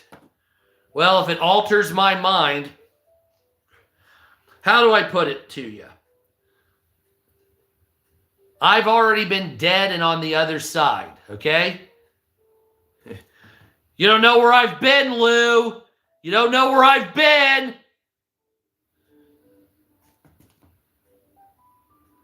That's from a Fight Club, by the way. It's a line from the movie Fight Club. Yeah, I have, actually. You don't know me, fuckface. I love when people are like, I already have videos about it. I'd be like, yeah, I died once of an overdose. Saw the whole thing. I told my story yesterday, actually. And they're like, no, you haven't. And I'm like, oh, yeah, you know me. You're me. Yeah, that's it. Thanks for being me, retard. Good job. Next, can I be you? Oh, wait a minute. I'd have to be dickless if that was the case. And I've got too much girth down there. That's correct. I firmly believe that God does not want you smoking weed like I do, though. So, I firmly believe that God does not want you smoking weed every 3 hours like me, except when I'm asleep, right? That's probably a bad idea. Well, not when you're at work. Yeah, that's true. I only smoke it when you're home. The woman, the forbidden fruit, Eve.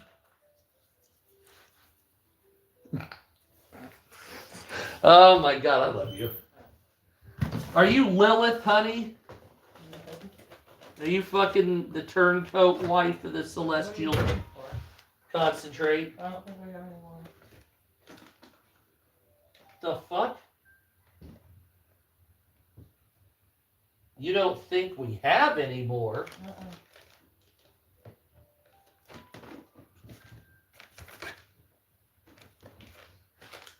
What did you say to me? What did you just say to me? We don't have any more concentrate. How am I supposed to concentrate? How am I supposed to concentrate? That's what it is, right?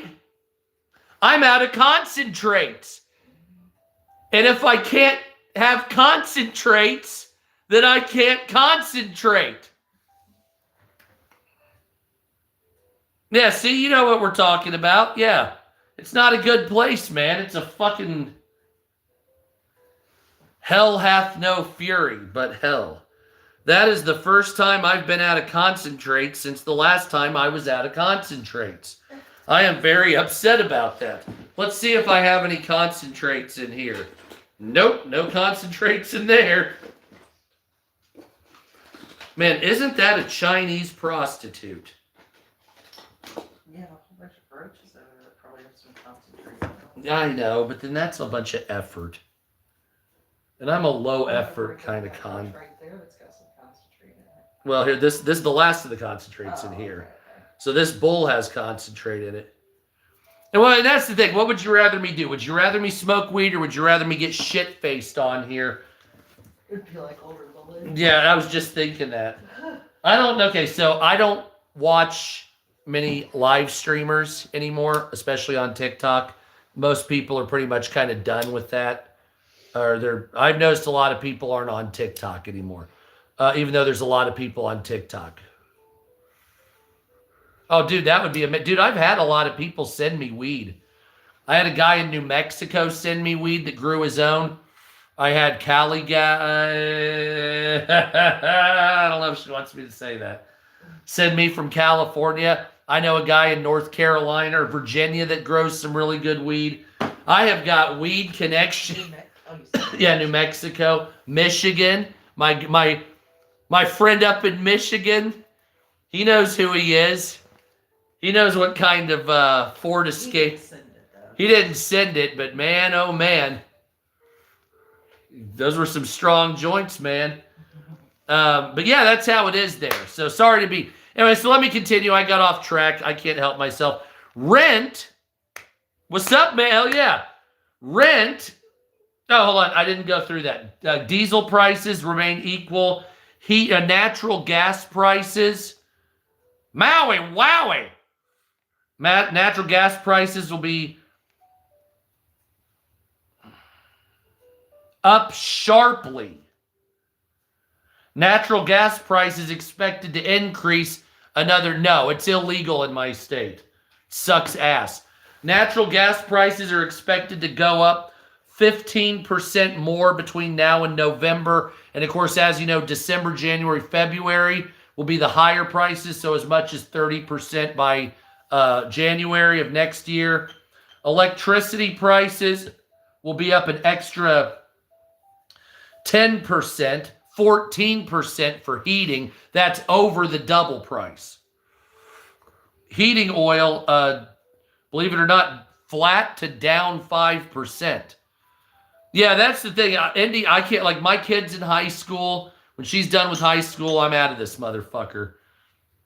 And overall energy prices between now and November will be about 7% gain. Housing and shelter rent is expected to increase 2.5%. It fucking was terrible. Nana. Home prices will be up 0 to 2.5%, although it was speculated they would come down. What if you have full solar setup and don't have natural gas? I'm assuming it'd be cheap as shit then. But it depends on I don't know what the installation costs of all that is. Homeowner equivalent rent, 2.5 to 3% gain. Overall housing costs, 1 to 3% increase. New vehicle costs will be up approximately $800 to $1,500 between now and November. Used vehicles will be up 2%, and airfare and public transit will be up 4% between now and November, give or take. These are speculations. Healthcare costs are expected to be the next thing to rise sharply. What's up, North Carolina? I would move to North Carolina, California, Washington, South Carolina, Virginia. I want a state with legal weed, too. And it's not because I'm a druggie. I'll drive to another state, but I just want the opportunity to not have to have that worry in my life. Just, if I have a vape pen and I'm driving around and, did Officer Friendly smell something? I just don't want that in my life anymore. You know what I'm saying?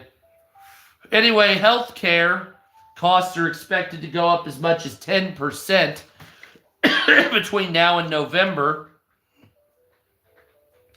Clothing and apparel will go up 5 to 15%.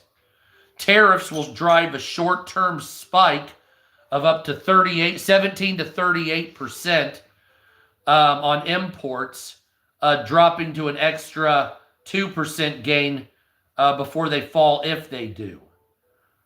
Education costs will go up 2.9 to 3.7%. I've got a cost in college. Yeah, I would go to Virginia. And technically, my wife was like, well, I want to go there first. So we've technically been there. We've been to Virginia. We've been to D.C. And we went to Ocean City, Maryland. It's only like 30 more miles. What's the difference? You know what I mean? It's going to be this. Anyway, college. I have a kid in college. Average in-state tuition, 4-year in-state, $11,950 out-of-pocket expense. Private schools, $45,000 out-of-pocket expense.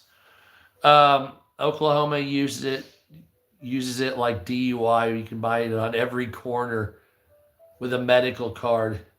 Yeah, I have a friend that lives out in Oklahoma, actually. I haven't heard from him for a while. Good old DB. Yeah. Electronics and appliances will be up 0 to 2% despite tariffs, it says, which is weird.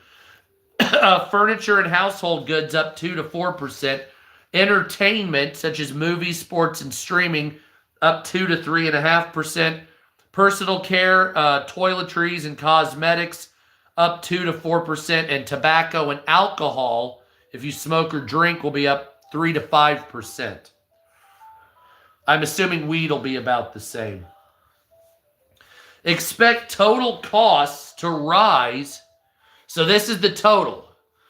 On average, between 2.8 and 4% by November, or to November 2026, or from now till November 2026. Let's see, how about till January 2027? Electronics will be up an average of, what does it say, 2 to 4%. So it's not going to kill it, but it will be up. It also says that gas prices will be an average of $2.91 a gallon, indicating a slight spike. I want to get on here to electronics. 2.5 to 3% extra inflation till January 2027. You have an 8% overall increase. So between November and January, so between November 2026 and January 2027, you're going to have a significant increase in cost. Now, part of that is because of the holidays, and they charge you a little more for certain things. Another part of that is overall built-in inflation. Another story I want to talk about here, let's get into the little bit of news. The state of Kansas revokes transgender people's licenses. So transgender residents in Kansas have had their driver's licenses invalidated following a new state law that requires ID to reflect a person's sex assignment at birth. I'm still looking for those hot boxes. Yuck. About 1,700 transgender drivers received letters from the Kansas Department of Revenue Division of Vehicles stating that their licenses would be invalid under SB 244. The bill also prevents trans people from using public bathrooms that match their gender identity. Voids updated birth certificates and allows anyone who encounters them in the restroom to sue for $1,000. So hold on. So as of today, if you're in Kansas and a guy that's dressed as a girl goes into a girl's bathroom, you can sue the guy for $1,000. That's fucking insane.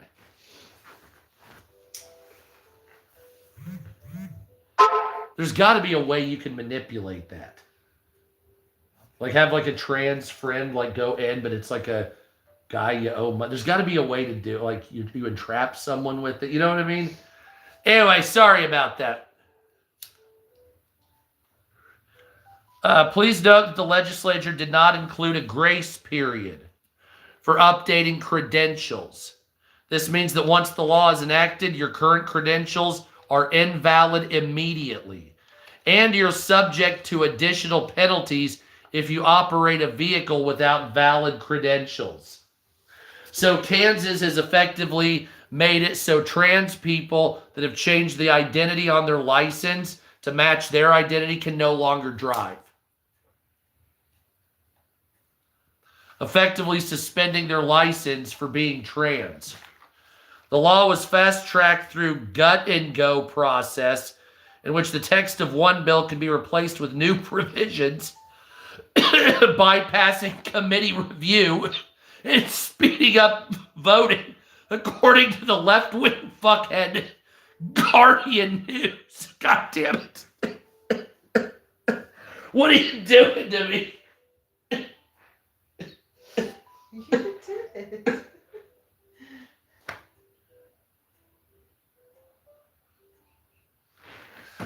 Son of a bitch.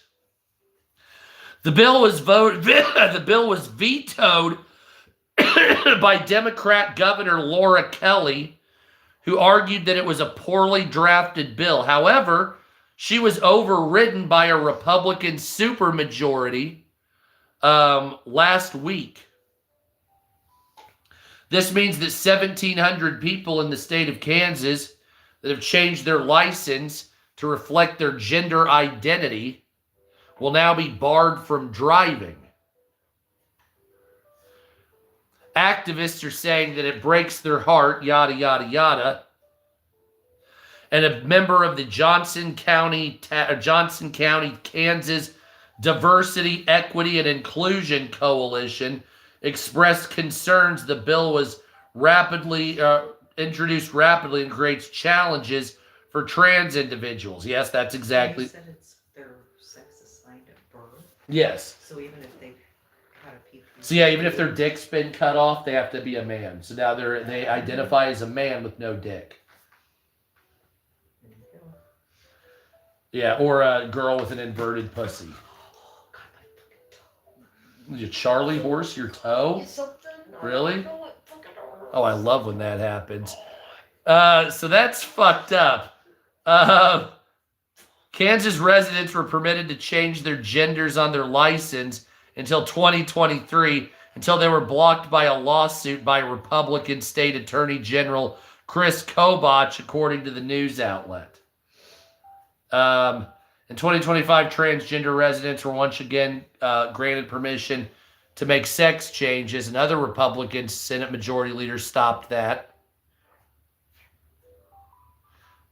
It sounds like, and however you want to put this, it sounds like Republicans in Kansas are obsessed with penises and vaginas.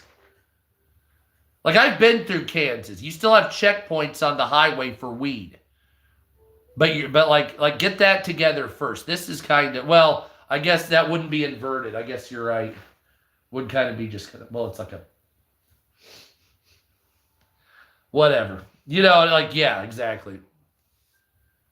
Trump's energy secretary is trolled. Who cares? Circle K customer did not pay for a lottery ticket that won him $12.8 million. Now worker is facing legal fight after buying it himself. An Arizona Circle K manager is at the center of a legal wrangling with his employers after he bought a customer's unclaimed lottery ticket and scooped up $12.6 million in jackpot. See, your problem was you told somebody that you did that. You should have just said that it was your wife's that bought it. I mean, really, you know what I'm saying? So what happened? I was typing to me, sorry. So in Arizona, a Circle K manager bought a lottery ticket that was an unclaimed ticket. And it won him $12.8 million. And he's like, well, it's like your problem was you were honest about it. You should have said it was like your grandmother's and just was like, oh, hey. Robert Gowaldis, 44, purchased a ticket November 25th. Realized it contained the winning numbers. The ticket was printed at the Scottsdale location after a customer ordered 85 tickets but only paid for 60. According to the lawsuit filed February 18th and obtained by AZ Family, the tickets were left untouched at the store overnight on November 24th. By the time he returned to work, he discovered that his store had sold the winning pick ticket per the filing. He then clocked out, changed out of his uniform before re-entering the store and buying the leftover tickets for $10. Oh my God. Circle K claims that he scanned through all of the remaining tickets before finding the lottery winner. He signed the back of the ticket but never got the chance to cash it in, according to the news. Circle K management says it was alerted that a winner had been bought at one of their locations. Here's the number. They took the ticket and held it at their corporate office until the rightful winning owner could be decided. The court now must rule. So wait a minute. The guy that got 60 or 85 but didn't pay for him, he's the winner. He didn't pay for it. So how the fuck do you get a ticket? Suck a dick. The lottery game pulls 6 random numbers, blah, blah, blah, blah. And the filing, Circle K cited Arizona's administrative code on the state lottery program as the reason the company may be the rightful owner of the winning ticket. So Circle K is suing somebody to steal the money. Are you fucked up? If the retailer accepts a returned draw game ticket from a player or generates a draw game ticket refused by the player and the retailer does not resell the ticket, the lottery shall deem the draw game ticket to be the owned by the retailer. So Circle K is just robbing this motherfucker. Both this dude and the lottery. So Circle K is suing the lottery. According to Arizona Central, that's... So is the guy that won the employee? Yeah, the guy that won's the employee. But he got 85 tickets for 1 or 60. Some random fuckface bought 85 of them. Okay. And so, like, he said, somebody said, I want 85 of them. And he well, I only got 60 on me. Well, okay. And the other 25 tickets were there. And they were there. And so, throughout the period of the day, 3 or 4, however many more were sold. And he came in and bought them. And it just so happened that he won. Yeah. But now Circle K is saying, well, the person that initially bought them, they were just left discarded. And he gave it to us, so it's ours now. And it's like, dude, what the fuck is wrong with you? No, it's not yours, just because you're the company. Well, we had an internal policy that said, it should be voided out. If anything, it should be voided out. Yeah, exactly. So what the fuck? So these fuck faces say, Circle K, if the retailer accepts a return draw game ticket from a player or generates a draw game ticket refused by a player, then the retailer gets the money. So basically, the management said, hey, give me the ticket for safekeeping. Here you go. What ticket? Is what they did. So they did one of those fucking things, and that's an asshole move. Yes, by the way, please thumbs up. Thank you, my friend. Thank you, Meat. It's unclear what Circle K's policy would be, but the clock on the decision is ticking. According to Arizona Central, Arizona lottery rules don't stop employees from buying tickets. So employees can buy tickets at the lottery. So he should get the fucking money. Yeah. Circle K is a bunch of pieces of shit. Yeah. Arizona state law requires winners to claim the prize within 180 days. But Circle K is slow walking it to try to make sure that they get the winnings. So a that operates in Japan, that's how big these fucks are getting dick sucked.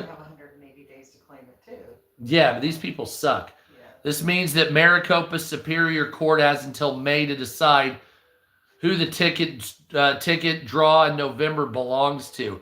In a statement obtained by People magazine, a representative for Circle K said they're committed to doing the right thing and maintaining a strong, transparent partnership with the Arizona Lottery while you sue them. Really? This is like sharks. This is like Nintendo with copyright on YouTube. Jesus Christ. In a declaratory judgment complaint filed to seek clarity from the court to determine rightful ownership of this lottery ticket, they said, Arizona Lottery called it a unique situation. We're not aware of any prior litigation of any of this sort involving the lottery because nobody's been as big of assholes as Circle K. So Circle K should be a fucking shame to themselves. No, mate, but I did live in fucking Brisbane, Australia. So I'm a fucking Oz, mate. There you go in there. But yeah, I'm here in America now. So that's what it is. But I went to the University of Queensland, St. Lucia campus, Brisbane QLD. Very nice. I've been to New Zealand. I have yet to go across the pond. Well, I've been to Italy. I haven't been to England yet. But you know what? Scotland forever! That's fucking right. Anyway, there's a new explosive Bible theory that says the 8 types of blood types of humans are linked back to the 8 people on Noah's Ark. A new controversial theory is linking the 8 survivors of Noah's Ark to the 8 human blood types that have sparked a debate over the origins of humanity. According to the Bible, Noah, his 3 sons, his wife, and his sons' wives were the only humans to survive the flood and later became the ancestors of every person alive today. Some researchers and enthusiasts have pointed to a striking modern coincidence: the 8 individuals on the ark and the 8 primary human blood types recognized by medicine. Thanks, PETA. Human blood is classified using ABO-RH system with 4 main groups: AB, ABO, each existing as either Rh positive or Rh negative, producing 8 common blood types: A positive, A negative, B positive, B negative, AB positive, AB negative. I think ABs are the rarest, correct? And then type O positive and O negative. I'm assuming O negative is the most common. There was actually a band called Type O negative, and they fucking weren't that great. Well, I'm not going to say that. Talent is speculative. It's, what do they call it? It's subjective. The theory has ignited a firestorm on social media where believers hail it as evidence of a divine blueprint. The Bible is a living blueprint of the human body, one user proclaimed. Skeptics, meanwhile, have been quick to push back. Interesting coincidences, but blood types evolve over tens of thousands of years, not from a single bottleneck. Which I've heard of very fast microevolution before. I did go to school for anthropology, so it is possible. Scientists are too obtuse on a lot of things. They're too rigid. I'm sure they're not acute. They are acute. They're very acute. Especially you, sexy. Oh, jeez. And then I'm sorry. Yeah. And then one user said AIDS came from Moses. That's right, pumpkin pie. My angel hair pasta. Oh my God. That's awful. Drug-resistant strain of deadly ancient fever that covers the body in a rash is spreading into the United States. A deadly illness once thought to be left behind, typhoid fever, is causing nearly incurable drug-resistant body rashes to happen. It's becoming more resistant, and even the more powerful modern-day drugs cannot stop it. Typhoid fever is caused by a type of salmonella bacteria, Salmonella enterica, serotype typhi S. typhi, and is more common in Africa, Asia, and Latin America. Globally, there's 9.2 million cases each year of typhoid fever, but with only 5,700 in the United States. Until recently, when numbers of typhoid fever have shot up 10 to 20%, AB negative's the rarest, yes, by 20% in the last couple of years. The symptoms involve a high fever that's persistent, and a body rash that is now drug resistant, which that's fun. Hey, honey, drug resistant cancer. What do you think about that? Or drug resistant any fucking thing. Speaking of drug resistant things, I've talked to my wife about this, and there have been numerous stories I've been seeing. Hey, anytime you're at a hotel, watch those towels and don't itch your crotch after touching door handles if possible. And me and my wife have stayed in many hotels, haven't we? So I worry my ass off. There is a form of sexually transmitted fungus that is nearly impossible to rid yourself of, that is spreading around the world. Thank you, Nana. And has mutated to where some guy that fucked 17 Clydesdale horses or whatever can have a fungal infection on his butthole and crotch and be like, oh, hold on a second there, pal. Itchy, itchy, itchy. And then grab the door handle or shake that hand. Hey, what's up, buddy? Oh, and you do one of these. right? And you didn't know 10 minutes before he was sitting there literally digging at his balls from the fungus that was stuck in the folds of his fat. Let's say he's a fat guy, and he got that fungus on his fingernails and on the tips of his fingers. And then he comes up, hey, what's up? Yeah. And you guys share a sandwich, right? Why would you share a sandwich? No, you cut it in half, and you're poor homies. And then you stay together, whatever. Or maybe you go use a towel and they washed it on cold instead of hot or something. And the guy before you that was doing the floss, right, with the towel, right, now you're using that and it only got 90% washed. And of course, it is drug resistant fungal infection. So this is how it started. I've already read on it, and it is spreading like wildfire, apparently.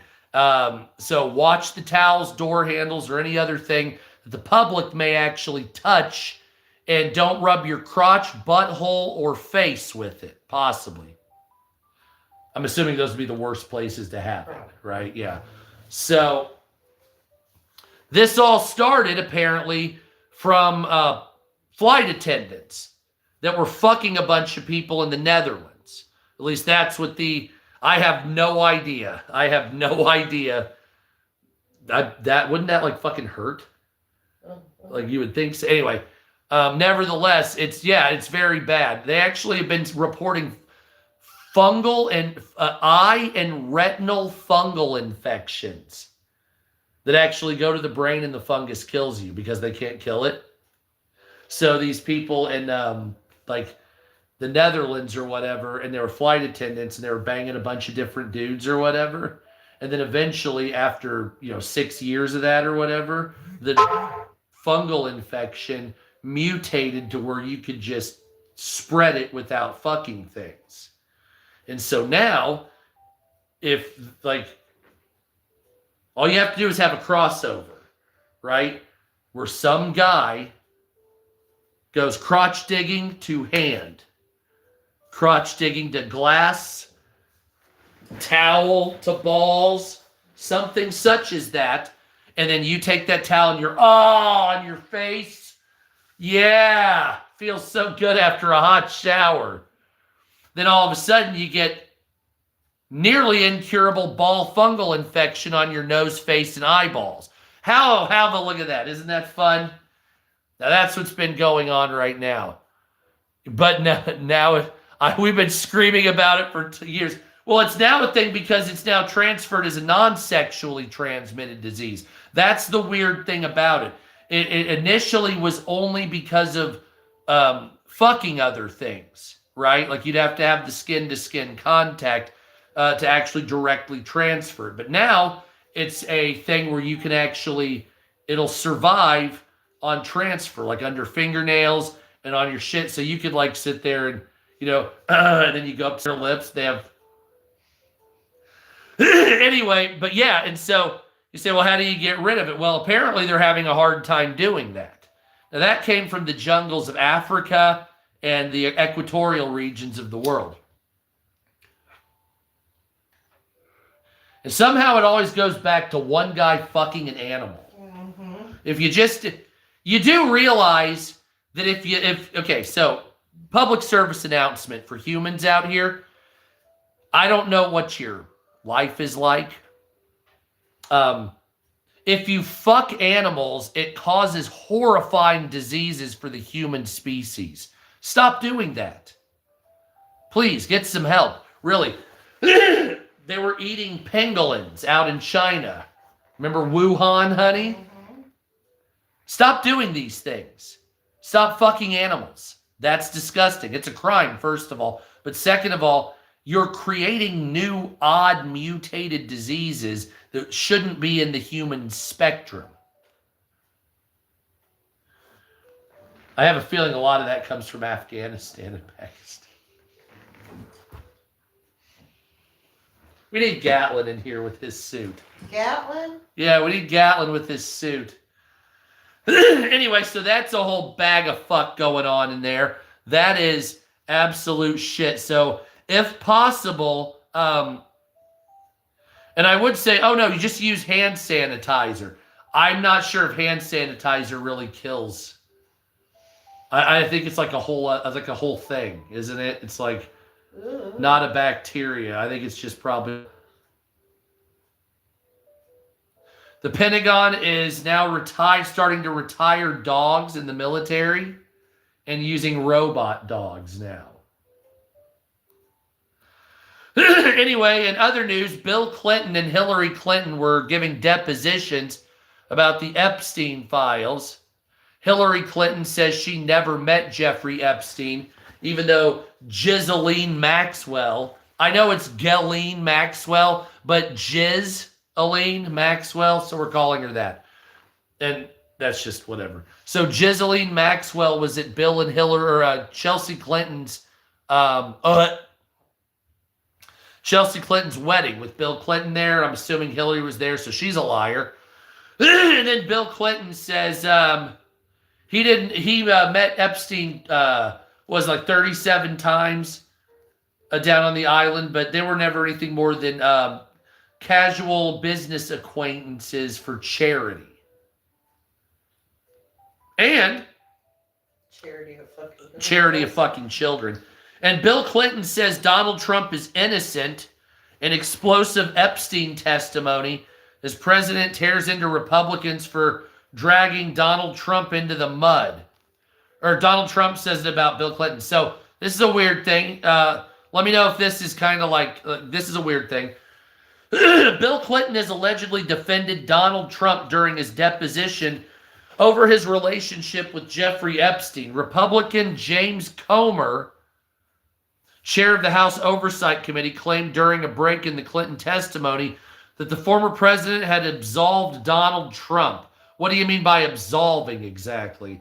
Trump has never said anything to make me think he was involved, Clinton told lawmakers, according to Comer.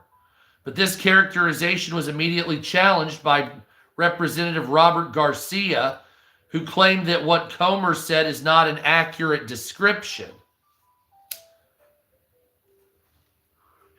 He added, the Clintons' testimony brought up some very important new questions about comments President Trump has actually made in the past. Trump rebuked his Republican allies for dragging Clinton to testify, telling reporters outside the White House, I like him. People like Ted Bundy, too. I don't like seeing him deposed.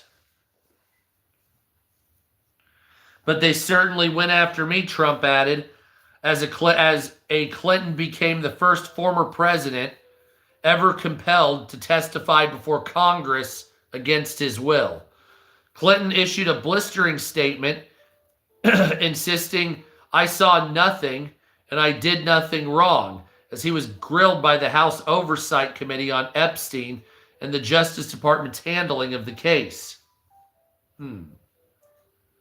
There's a picture of Clinton in a hot tub with an underage girl. Democrat lawmakers said outside the hearing in Chappaqua, New York, that we're talking to the wrong president today, amid mounting calls for Donald Trump to testify if he was a chomo. Trump and Clinton have come under intense pressure to answer questions about their relationship with the pedophile financier after they were each named tens of thousands of times in the new Epstein files. Commerce Secretary Howard Lutnick is also being urged to testify after the files revealed that he had visited Epstein Island after claiming he cut off all ties to the pedophile. Trump told reporters Friday that Lutnick is a very innocent guy. Trump, who was a Clinton donor, and I've told you that before, backed his predecessor earlier this month after Bill and Hillary finally agreed to testify under threat of contempt of Congress charges. It bothers me that somebody is going after Bill Clinton, said Donald Trump. See, I like Bill Clinton. I still like Bill Clinton. I like his behavior towards me. I thought he got me. He understood me. Clinton fumed at Republicans for dragging his wife to testify after Hillary on Thursday repeatedly told lawmakers she never met Epstein. Of course, there was Chelsea with Ghislaine Maxwell. Anyway, before we start, I have to get personal. You made Hillary come in. She had nothing to do with Jeffrey Epstein. Nothing, Clinton said. She has no memory of even meeting him, of course, because she's lying. She neither traveled with him nor visited any of his properties. Whether you subpoenaed 10 or 10,000, including her, was simply not right.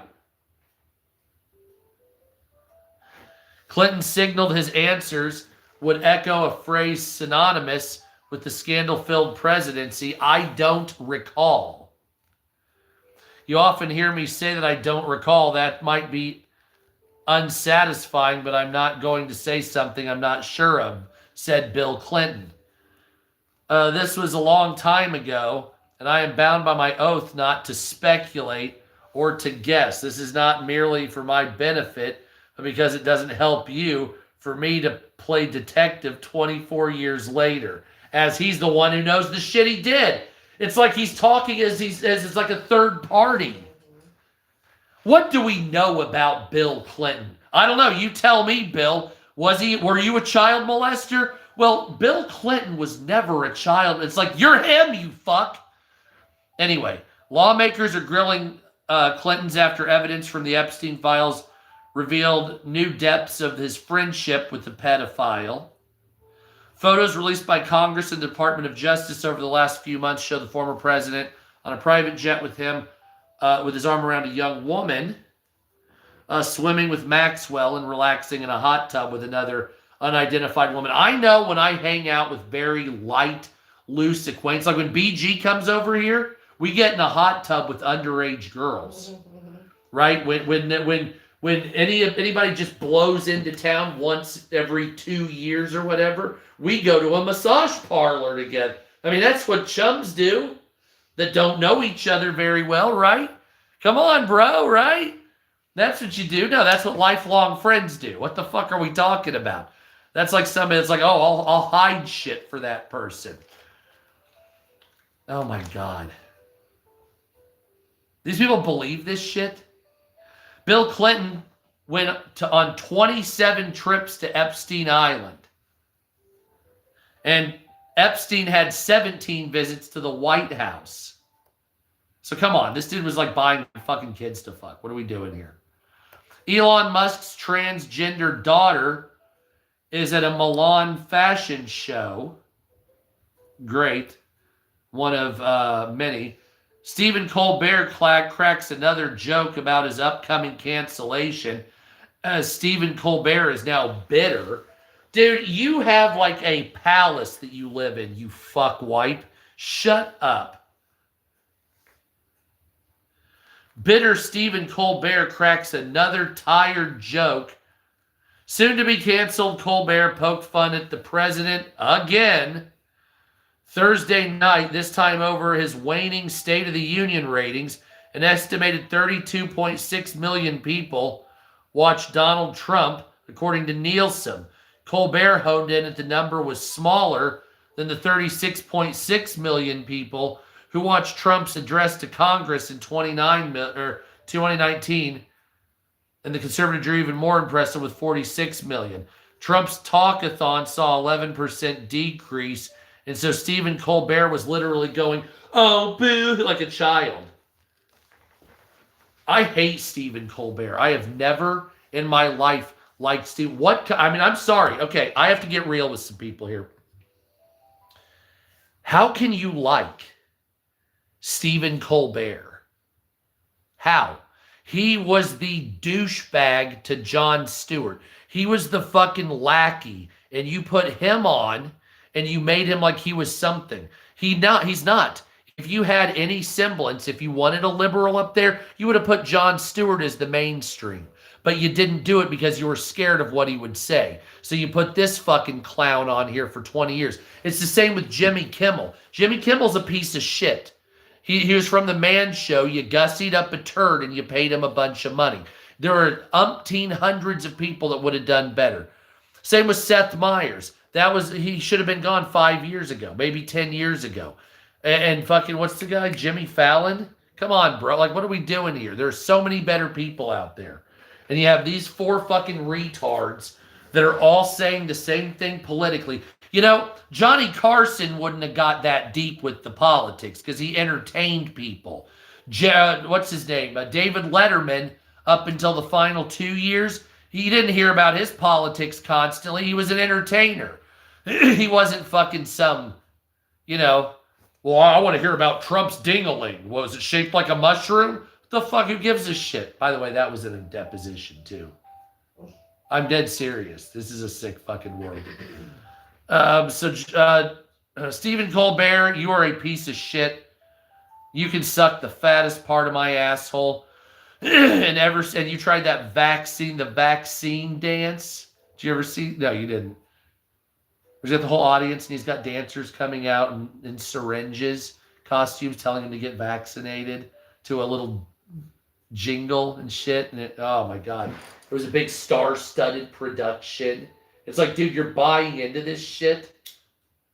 Like, I know I didn't get the Johnson & Johnson, and we didn't do any of that. Mm-hmm.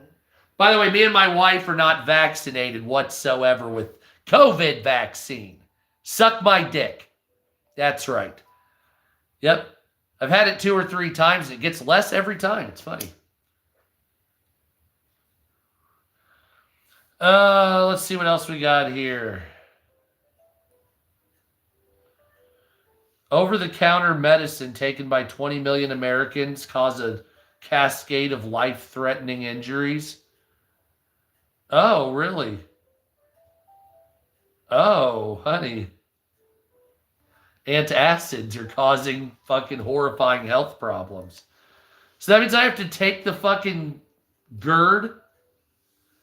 I don't want any of that. Let's see. What is this? Let me read this real quick, and then I'll get into more news and we'll get the fuck out of here. Bill Maher. Maher, M-A-H-U. So, article from the Daily Mail warns about the potential long-term side effects of over-the-counter and prescription heartburn acid reflux medicine taken by about 20 million Americans every day that can trigger a cascade of serious, even life-threatening health issues. Now, I always thought there was a backlash to this, but this is actually proving to be true. The main focus is a protein pump inhibitor like omeprazole, my grandmother takes that, and Nexium, but also mentions antacids like H2 blockers, like Pepsids, like Tums. These drugs reduce stomach acid to relieve heartburn. However, nutrient deficiencies, by lowering stomach acids, they impair absorption of essential minerals like iron, copper, calcium, magnesium, and vitamin B12. This can lead to anemia from iron and copper issues, fatigue, brain fog, weakness, and if it references animal studies. Headaches and migraines, stomach and gut issues, increased risk of infections like Clostridium difficile. My mother had that, 1.2 to 5 times higher due to less acid-killing bacteria. Bacterial overgrowth, diarrhea, constipation, abdominal pain, puking, and higher erratic enteric infection risk. Other serious effects as bone fracture from poor calcium absorption, 50% higher chronic kidney disease, or even early risk of death from sulfides.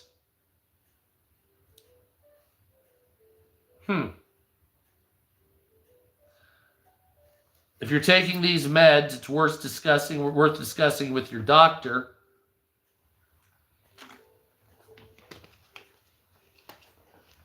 Yeah, I need to do something, man. I need to do something with it because I eat at very weird times. And then here's Bill Clinton. And then we're getting into the part of the news, because it was not a news day that was big, that I'm going to show you the war in Pakistan. Then we'll get off here. But let's hear what Bill Clinton has to say about his deposition, because I've been talking long enough about esoteric things and the news. And now I'm going to show you Bill Clinton's statement on How do I turn this fucking green screen off? Oh. On the Epstein files, and then I'm going to show you the Pakistan-Afghanistan war that is just geared up, because that was going hot and heavy.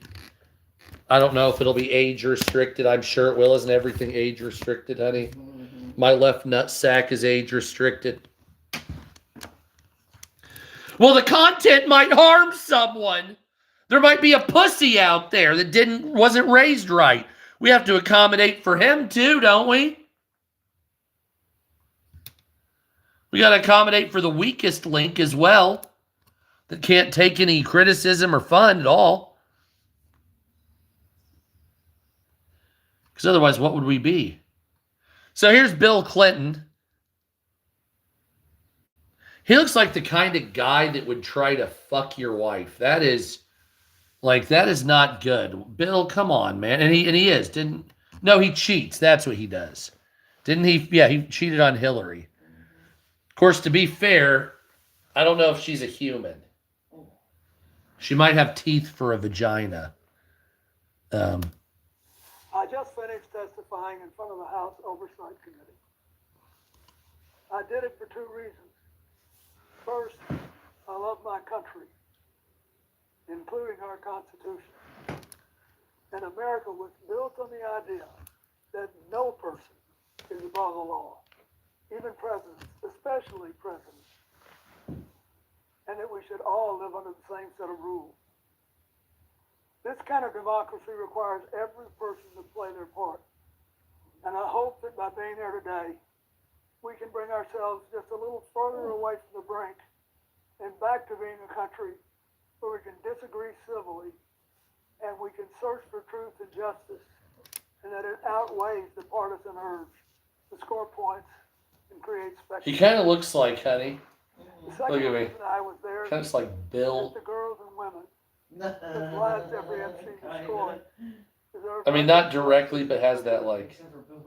They've been waiting too long for Yeah. both. Though my brief acquaintance with Epstein ended years before his crimes came to light, and though I never witnessed during our limited interactions any indication of what was truly going on, I offered the little I do know in the hopes that it would help prevent anything like this from ever happening again. The little he I did also have to say know. something personal. Republicans made Hillary testify yesterday, and she had nothing to do with Jeffrey Epstein. Nothing. She has no memory of ever even meeting him. She neither traveled with him nor visited any of his properties. So whether 10 people or 10,000 people were subpoenaed, including her, was simply not right. So here's what I told the committee. First, I had no idea of the crimes Epstein was committing. No matter how many photos they showed me, I have two things that at the end of the day matter far more than any interpretation of 20-year-old photos. I know what I saw, and more importantly, what I didn't see. And I know what I did, and more importantly, what I didn't do. I saw nothing and did nothing wrong. In your mind. As someone who grew up in a home with domestic violence, not only would I not have flown on his plane if I had any inkling of what he was doing, I would have turned him in myself and led the call for justice for his crimes, not the sweetheart deal he's not. But even with 20/20 hindsight, I saw nothing that ever gave me real pause. We're only here today because Epstein hid it from everyone so well for so long. And by the time it came to light with his 2008 guilty plea, I had long stopped associating with him. When the video of my testimony today is released, I hope it will motivate everyone to go in front of Congress to say what they know. I hope it will motivate the Justice Department to finally release all the files and to ensure that this never happens again. The survivors. That's right, so they never get caught again, right, honey? That's right. They'll make sure that no one will ever get caught again. That's right. So let's check out what's going on with the war. That's not real footage for that, though. Oh, there's a guy that was, yeah, an Afghanistan guy that was caught raping someone. Let me get to the footage we saw first. The fuck is that? Pakistan has declared open war on Afghanistan. Yes, that's true. They have. All right, what is this? Heavy fighting going on various sectors of the Durand Line by Afghanistan forces and Pakistani occupying regime. Pakistan army has abandoned its post, took shelter in the bunkers.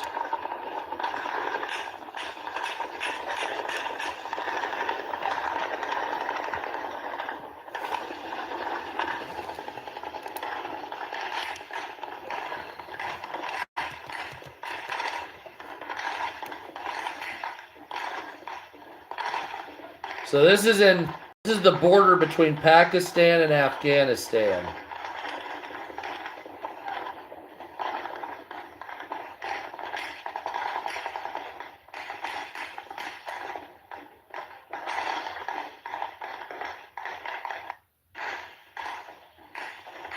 Okay.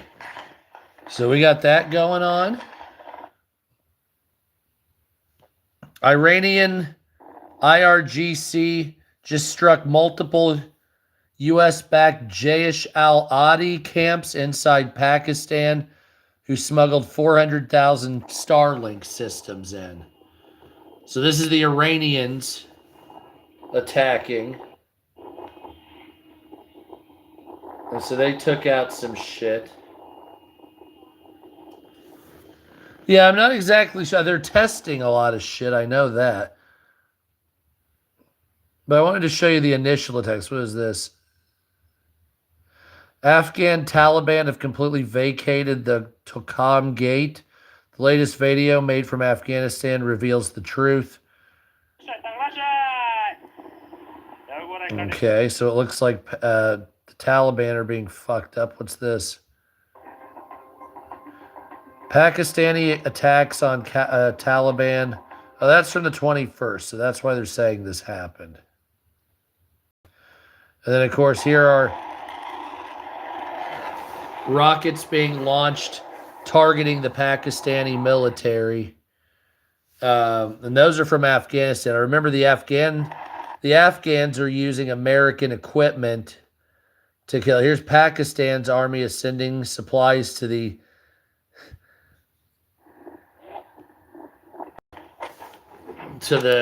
Afghan camp. So we're getting that right here. This is Pakistan. Wait, hold on. That looks like a Chinese flag. Did anybody else catch that? It's just a red flag. It's not necessarily Chinese, okay? But there are quite a few people that are dying. This right here is in Khyber militants. So these are Afghan-linked fuckbags.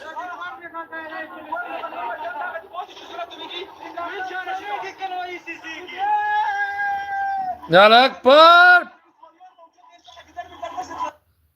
Okay, and then this is what we saw yesterday. This is Kabul. Or was this Islamabad?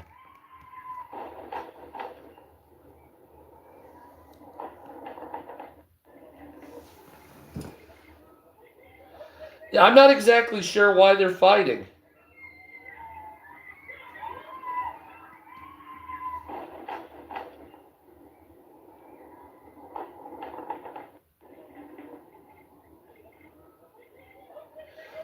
Yeah, my entire life, this is basically the shit I've seen.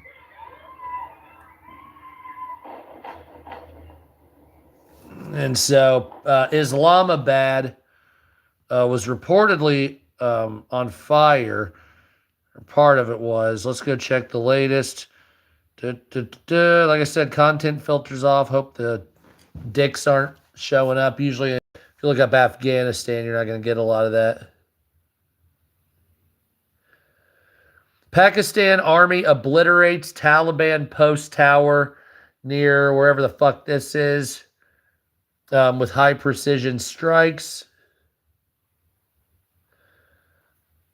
And there you go. So there's a pillbox. Couple of, that's gone. So that's an attack, I believe, on a Taliban position. So they got fucking killed. And then you got Taliban release footage. Now remember, the Taliban has drones. So a lot of people are wondering like how this shitty Stone Age army can attack Pakistan. It's because they have drone capabilities. And they're using Russian, Iranian, and American drones that we left over. So they're doing shit like this. They're trying to do the stupid shit like Palestine did. So in this particular case, they're using drones to drop munitions on these people. And kind of like the Ukrainians are doing with the Russians. So drone warfare seems to be incredibly evolved at this point. Or starting to be. See?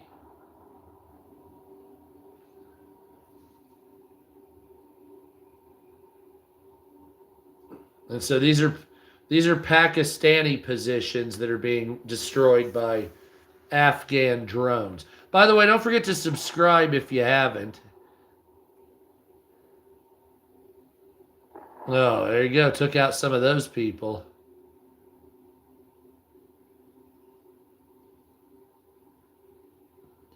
So the world's becoming a terrifying place, isn't it?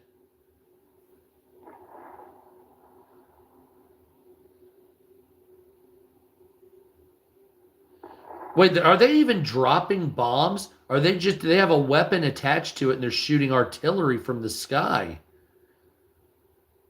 Because something ain't right here with this. The Russia or the Ukrainians were dropping them. They had like bombs and grenades to them. This is just like they're shooting a cannon at them from a drone. See? Isn't that fucking a little weird? Huh. Yeah, so I have a feeling they're using our technology because this is not something that our other governments like that are going to have. Well, now, ain't that a fucking bitch? U.S. Embassy in Islamabad issued security alert for citizens to leave. If I was American, I would just leave most of the Middle East if I were you. Pakistan launches airstrikes on Kabul.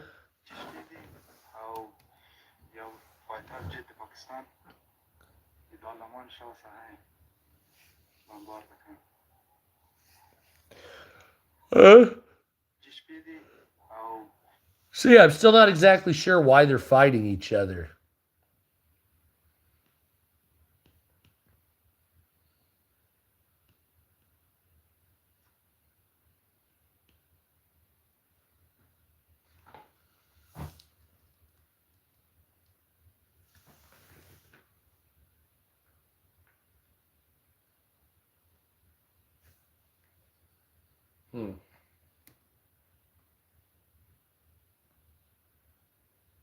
Now, the big issue here is not necessarily that they're fighting each other, which does suck, but the bigger issue here is that they've declared open war. So they're not at an area where it's like just a skirmish or whatever. They've actually declared war on each other. So here's Islamabad, drone strikes, artillery depot. The Asian powder keg is about to explode. Here is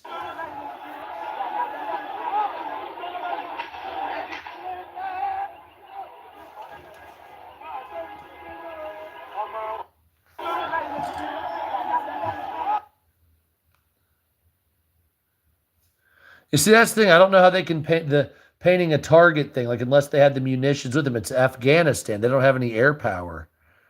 Pakistani army obliterates a post tower near this place with a high precision strike.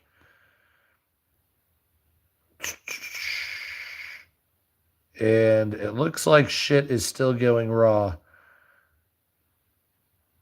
Pakistani armed forces ground and air operations continue against unprovoked aggression by the Afghan Taliban, according to the Pakistani government as well, obviously. And that's going to be definitely watching for, because you will. We don't want Pakistan. We want Islamabad. Thank you. So this was supposedly Islamabad.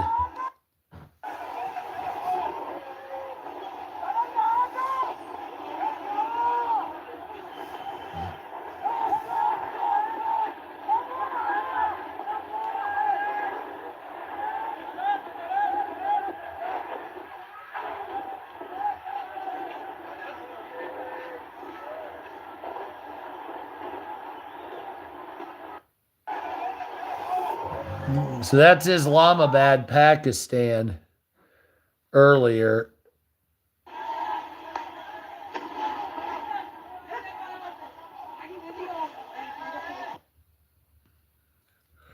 And drones are attacking. So they're going back and forth. And like me and my wife said earlier, isn't it fantastic that we live in America and we don't have to live in a place like that does stupid ass bullshit?